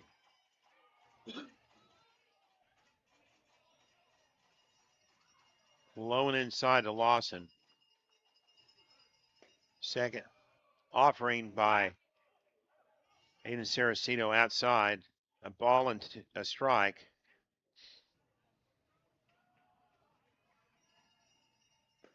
Curveball hits the outside corner. That was a beautiful pitch. 1-2.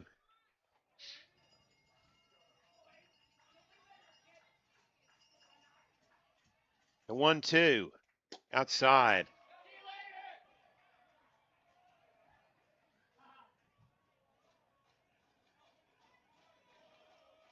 Let me get something going here for the middle of the lineup coming up. The 2-2. Line drive left field, but caught by Sebastian Castillo at shortstop. That's a play you'll see on Yeah, ESPN. he was showing the hops on that one. So 2 outs, and here's Jake Jenkins. Jake 0 for 3 in this game. The pitch home, check swing, ball 1. By the way, Jake Jenkins played the last half inning at first base.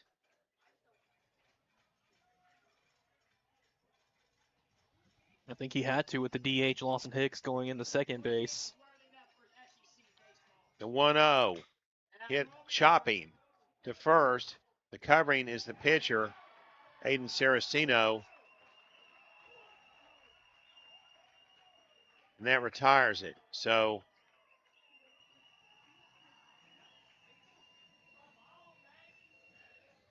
no runs, no hits, no errors, nobody left. After how many innings, Brennan? After 8. I'm losing my mind here. I'm still thinking about the coach, Byron Nelson, staying on the field for 2 or 3 minutes delay in the game. I know I got to get past it. Here we go. We're tied at 2. Back after this.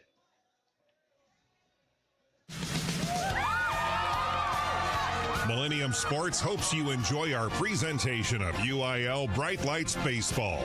If your business, family, church, or school organization wish to sponsor our broadcasts, contact John Frow, president of Millennium Sports, at 214-642-7003 or email jmfro@att.net. Enjoy the game. Welcome back, everyone. Brendan's going to take this inning. It's a 9th inning, and we're tied at 2.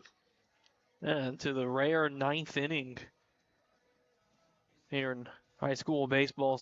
A game that was scoreless for the first 6 innings before Broncos got 2 in the bottom of the 6, felt pretty good, and Byron Nelson clawed and scratched and walked in 2 runs in the top of the 7th to tie it and ultimately extend the game. Pitcher's been Landon Boyer in relief since Jake Jenkins threw his 110th pitch for his last pitch of the 7th inning on the walk to Kenson Booth that tied the game. And Landon Boyer's come in and pitched the last 2 innings. Here's inning number 3. Kason Berger, the hitter, 1 for 2 with a walk, or 0 for 2 with a walk and a strikeout, and fouls this one straight back. Kason, the sophomore, ready from the right side. The pitch fouled out of play to the right. Quickly 0-2. Landon Boyer ahead in the count.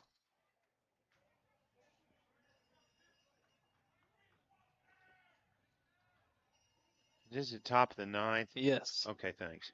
The 0-2. Curveball. Strike 3 call. Down looking. Geisenberger inside edge. Right, left, right, left. I don't like left, right. 3rd strikeout for Landon Boyer.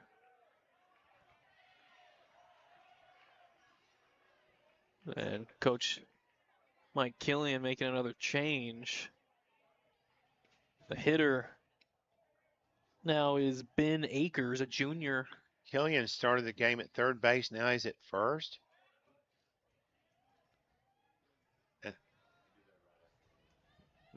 He's been at 1st.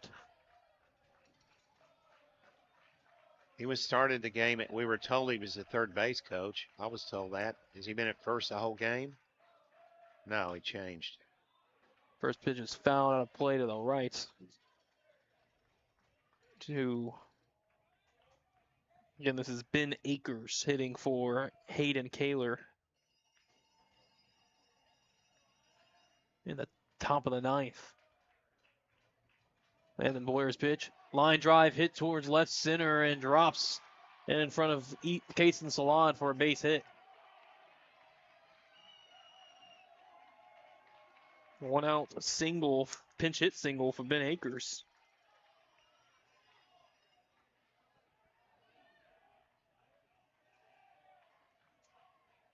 And it brings up the top of the lineup now with Lane Furr, the hitter, and Kenson Booth on deck. We're going to run out of space in our Deliver scorebooks here pretty soon. And now another runner.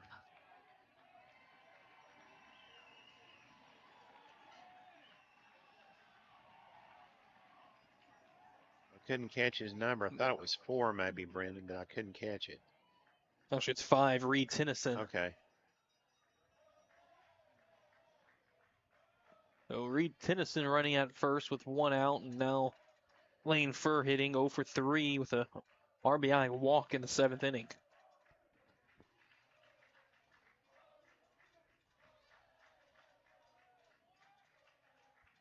Landon Boyer set at the belts, and the pitch home. Well, outside off the plate, the lefty for ball 1.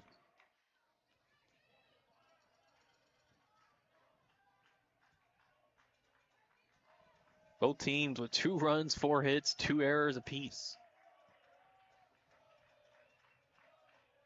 And then Boyer's 1 out. Curveball fouled out to the left. Ball and a strike.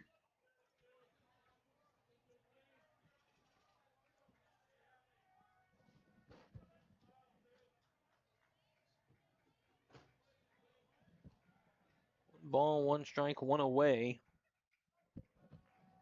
Jake Jenkins holding Reed Tennyson at first as Reed good lead at first. The 1-1. There's a pitch up outside corner of the zone for a strike. 1-2.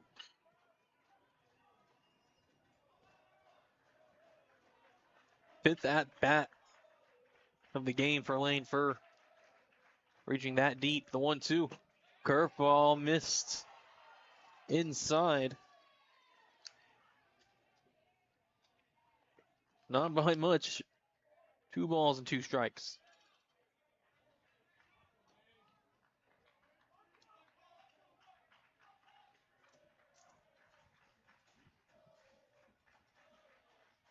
Landon Boyer checks first. Set at the belt. Comes home to 2-2. Heater missed up and away. Count is full.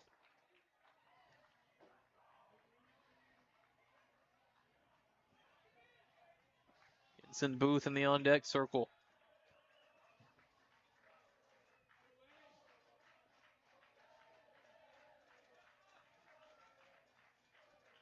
And Boyer steps back on the rubber.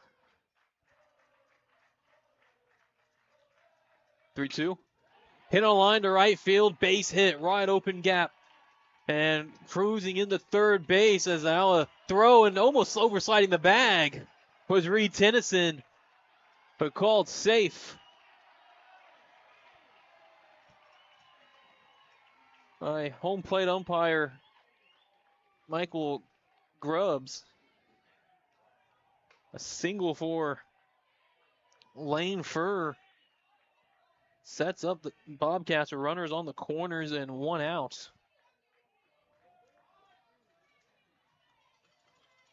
It was a great throw out in right field from. I thought it was going to be thrown crazy, and he just Corbin Gordon McDaniel threw it right on the line, maybe 1 hop to third base. Infield is in all the way around now. Don't want to allow this run. 1 out in the top of the 9th. Kinson Booth at the plates. Ground ball hit to first, stepping on the bag for 1. A late throw to second, it goes into the outfield. The throw by Jake Jenkins, but runner doesn't advance, but a run did score on a RBI ground out, 3 unassisted.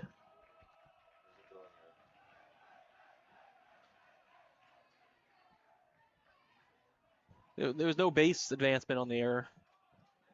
Say again, Brenden. There was no base advancement, so there was no error. No error. Runner scoring anyway. RBI for Lane Furr, his 2nd of the game. That was Kinson Booth. Here's Sebastian Castillo. And now stepping off.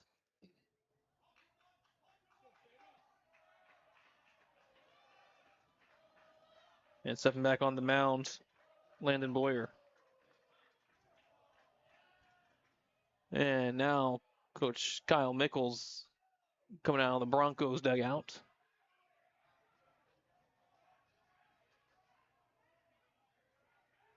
Try to make a change. 3-2 ball game in the top of the 9th. We'll take a quick timeout on the Millennium Sports Network. Wasps buzzing in your backyard? Spiders and ants taking over your kitchen? Rodents planning a housewarming party in your attic? Not on our watch. Alliance Pest keeps pests out and your home safe.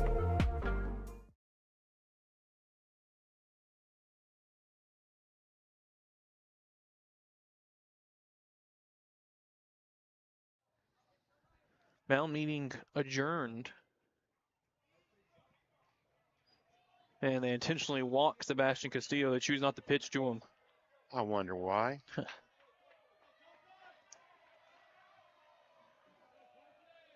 I don't see a whole lot of intentional walks. There's one. And put runners on first and second with 2 outs. And Colton Smith, the hitter. Colton's 0 for 3. Reached on an error and a walk. Open stance from the right side. And a swing and a miss. First pitch, that power slider from Landon Boyer.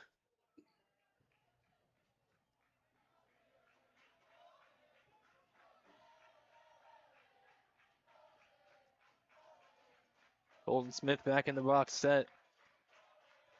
Landon checks the runner at second. Well, the 0-1. Curveball hard hit to short on 2 hops. Fielded by Ethan Weaver in the short way to Lawson Hicks covering second for the final out in the top of the ninth. But the Broncos need to find another run, trailing 3-2, headed to the bottom of the ninth. And due up for Mansfield Legacy, 4, 5, and 6, Carson Cox, Corbin McDaniel, and Grant Peterson.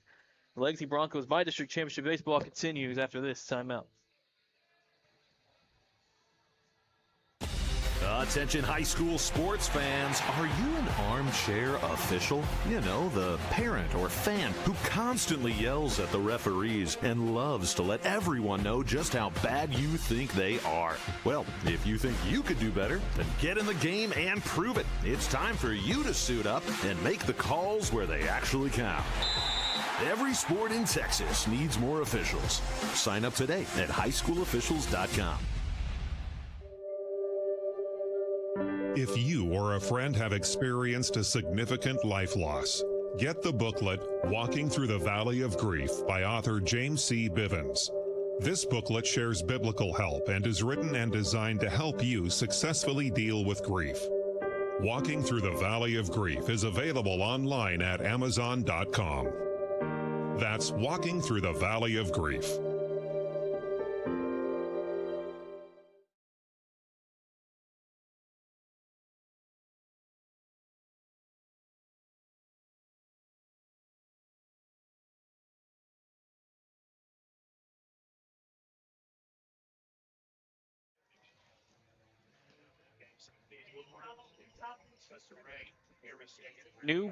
New pitcher on the mound, in for the close for Byron Nelson. It's the junior shortstop, Sebastian Castillo.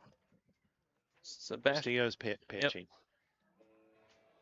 Right-handed junior throws a fastball, high 80s to low 90s, a curveball, and a slider.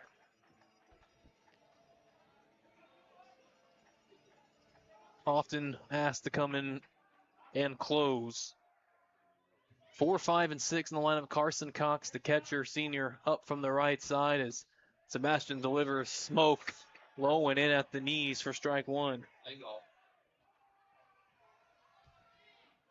Carson Cox ready. He's reached twice. Pops this one straight back out of play. Carson's been hit by 2 pitches. Taking the painful route to base.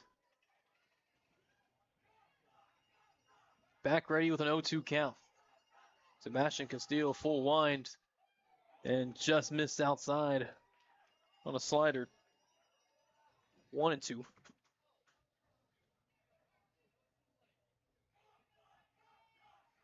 Ball on 2 strikes. Castillo's pitch. Another slider just missed. What a layoff by Carson Cox.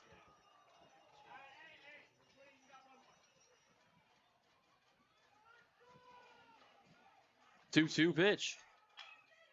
High in the air to Major league right pop-up. center. Keeps drifting back. And the right fielder makes the catch. That's Caleb Ramirez. We're out number 1 in the bottom of the ninth.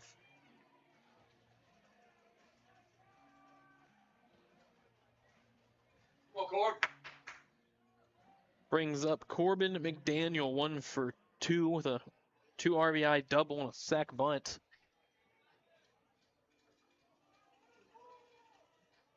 Ready from the right side, the pitch. Smoke down and in for ball 1.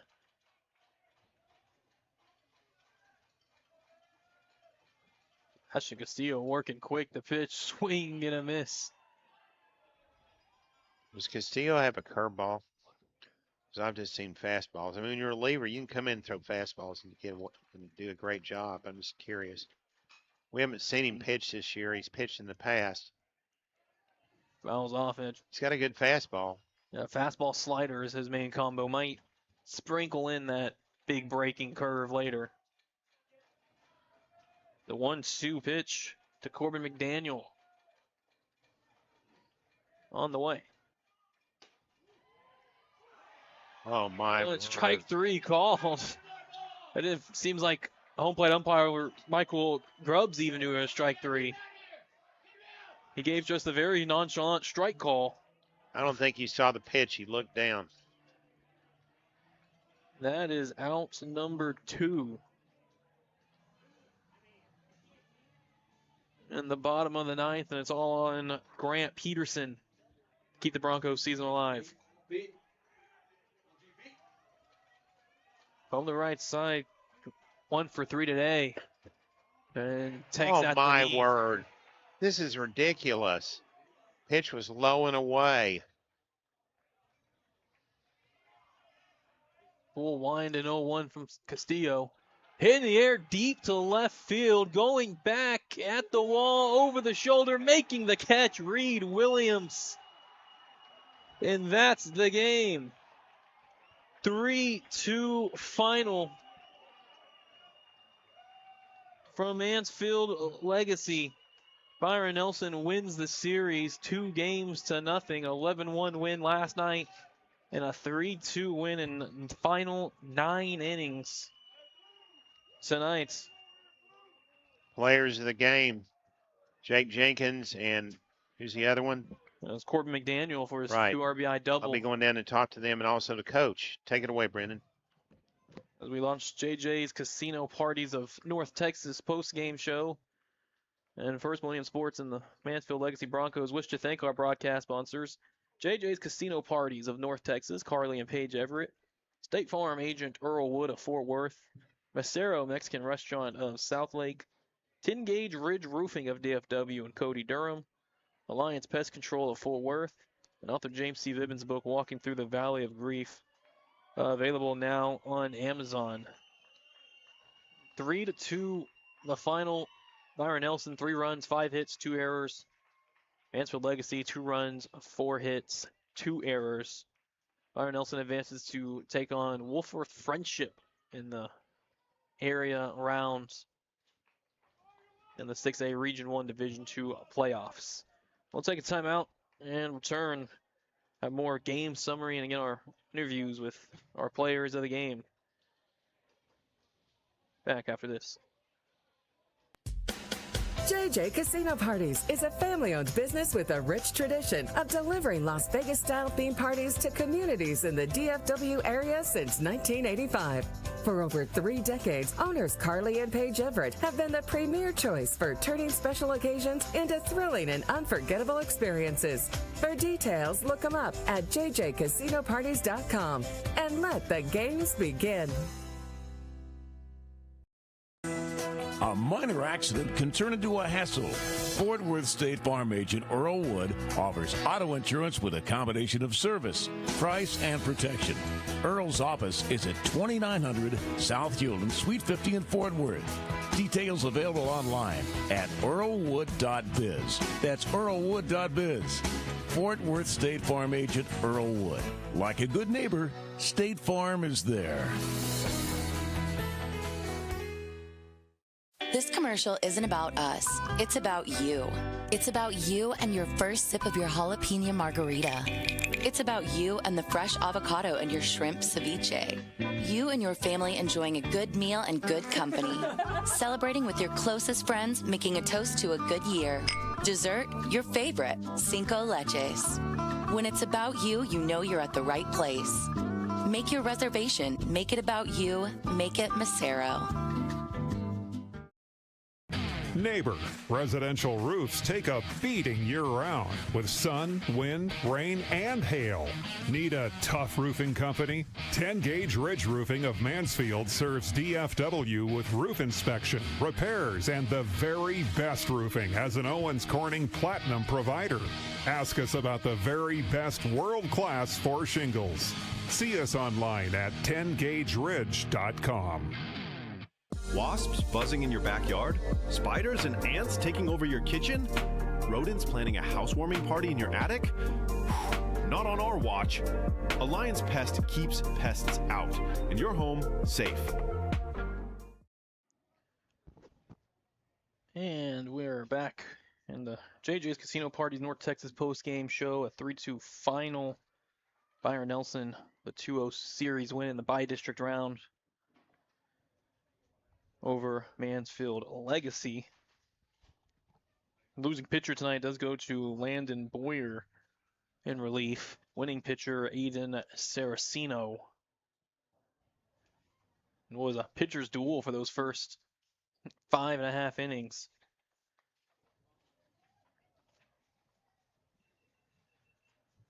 As we look at other scores from the afternoon or from the nights, a couple of games still active. Still have Byron Nelson or Boswell in the top of the 7th with a 6-4 lead over South Lake Carroll. Pioneers trying to tie that series up.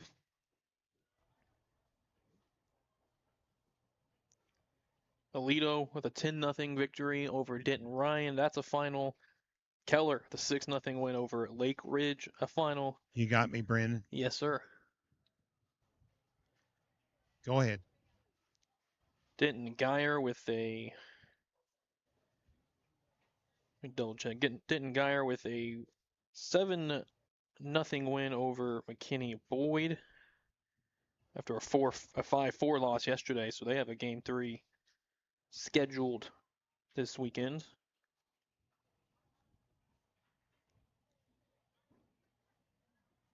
And J.J. Pierce and Arlington 4-3. J.J. Pierce, as that's who Byron Nelson could meet in a couple of rounds once you get back from going out west. Again, Nelson will be taking on Wolfforth Friendship, who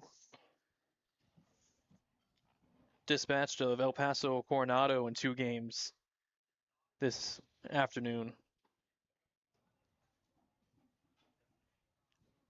Again, coming up, our interviews with our players of the game. We'll look in the chat with junior starting pitcher Jake Jenkins, who against give the final line on Jake, who went 6 2/3 innings,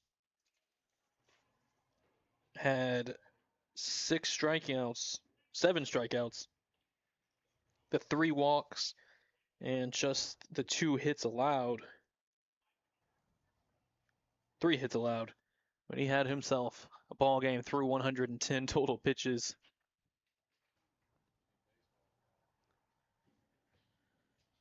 We're waiting for Coach Kyle here. He's talking to the team. Brenden, go ahead. Yeah, this is so emotional for all these players. Well, many of these players are coming back. Talk about the junior-senior mix. Yeah, not to get lost in all this is a lot of these kids playing their last games. Yeah, but the kids coming back also. Yeah. They're going to be a good team next year. Oh, yes. Yeah, two junior pitchers that are dynamite. Yeah, and really 3. We didn't even see the game 3 starter, but that would be Cade Connor, who played first base for most of the series. He was another big left-hander that Coach Kyle Mickles had told us about.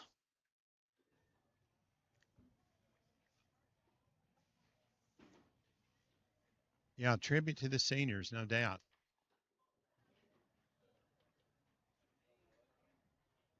This team's too good to exit in the first round, but this is, they threw a really rough Byron Nelson team. Nelson is probably going to go a ways. Yeah, such a tough area. Nelson has so much depth that they showed tonight. Yeah, Coach Killian went to the bench, a couple of hitters, runners. He still only had to use 2 pitching arms. He used just the 1 yesterday. So really didn't have to touch a lot of his bullpen at all. Just 3 throwers.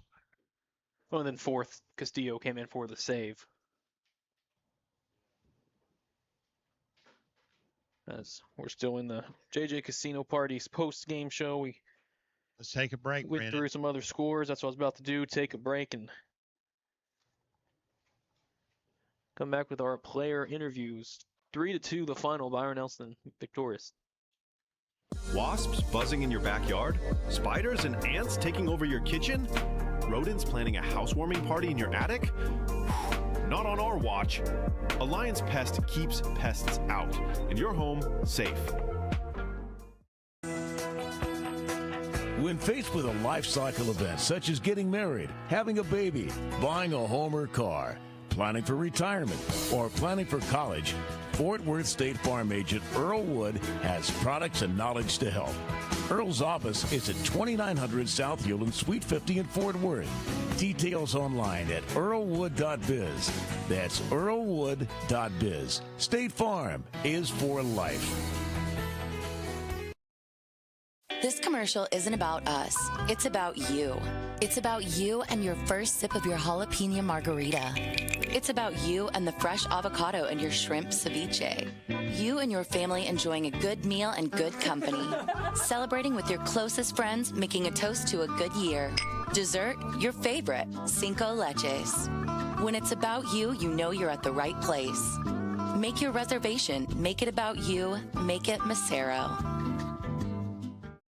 And now we go live to the field. Post-game interview. John Frow has Legacy Broncos head coach Kyle Mickles. Coach Mickles, it was a great game. It was a frustrating game, and it was and everything wrapped into one tonight.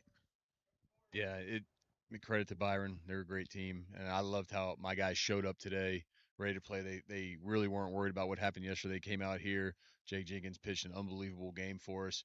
It just didn't work out in the end, but I'm sad for us right now, but I also feel incredible joy that I've gotten to be around these guys. And we were talking just now about how fast it felt like the season went, and when it goes by fast, it's because the kids that you're around, the people you're around, are a lot of fun to be around there, and you love being around them, and it just whips on by. And so I'm just so grateful that I've gotten a chance to be in their lives just for this small little piece of time, because we're losing 9 seniors, and 3 or 4 of them played a lot. The rest of them were unbelievable teammates all year, just incredible people, incredible humans, and I know that they're going to go on to just the best things in life. And so I'm sad, but I'm also very grateful right now.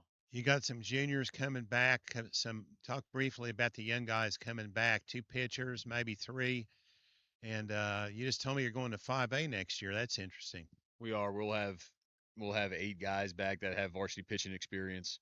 We'll have 6 or 7 hitters in the lineup back, and we've got a really good freshman team and JV team that are going to come up and be ready to go too. So we'll be excited about next year and get ready for that. But right now, I want to make it about our guys that we're losing and our seniors, and be able to go love on them a little bit, because they're really hurting right now, because they care about this program a whole lot. Coach, we've been with you just for a little while, but we've really loved it. We're looking forward to the future with you. Go tell all those seniors at Millennium Sports that they're great guys.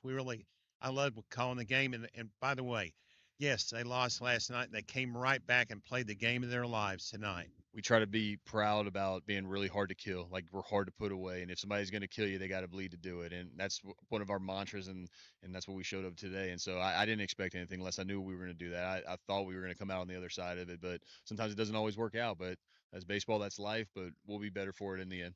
Thanks for everything. God bless. Thanks, John. Appreciate it. And Brenden, we might be looking at Mansfield next, but an emotional game. Jake Jenkins threw one of the best games I've ever seen in my life. My word. And the way these kids came back from being, knocked out yesterday, they got up off the mat, they came here and they came to win. And Byron Nelson, we've seen them for years. They got a great team. No joke. Thanks. Thanks to all our sponsors. Thanks to all the people at Mansfield Legacy. We're looking forward to doing maybe some football in the fall. Thank you, everyone. Bye. Well said. Thank you for that, John.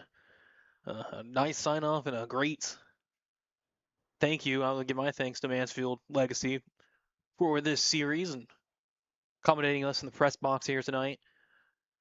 It was a very nice field and enjoyable game to call. Just didn't go the Broncos' way. A 3-2 final in 9 innings for Byron Nelson to win this by-district matchup. Our interview with Broncos head coach Kyle Mickles brought to you by 10 Gauge Ridge Roof of DFW and JJ's Casino Parties of DFW.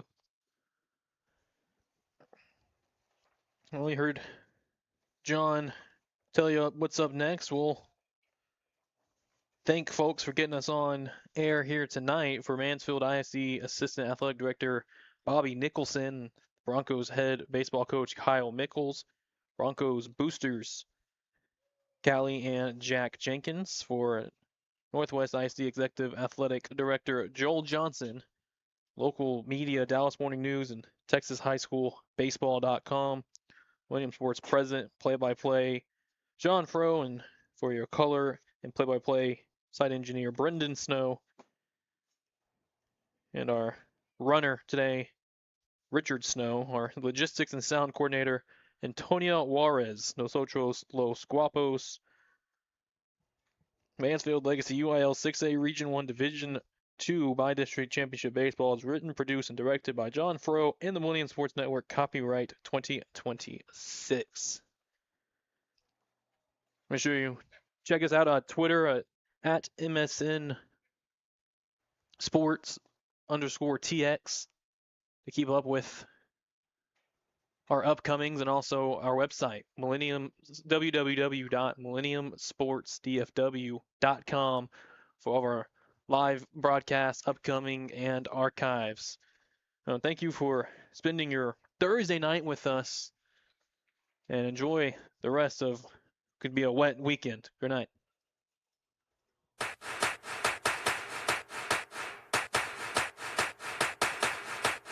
You've been listening to Millennium Sports' presentation of Mansfield Legacy Broncos UIL 6A Region 1 Division 2 Baseball.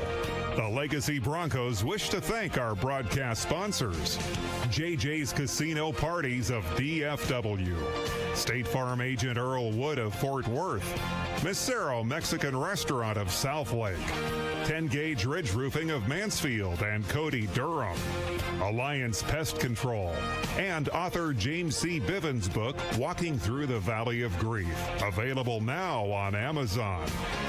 Millennium Sports invites you to follow Mansfield Legacy Broncos baseball through the UIL state playoffs at Dell Diamond, Round Rock, Texas, Saturday, June 5th and 6th.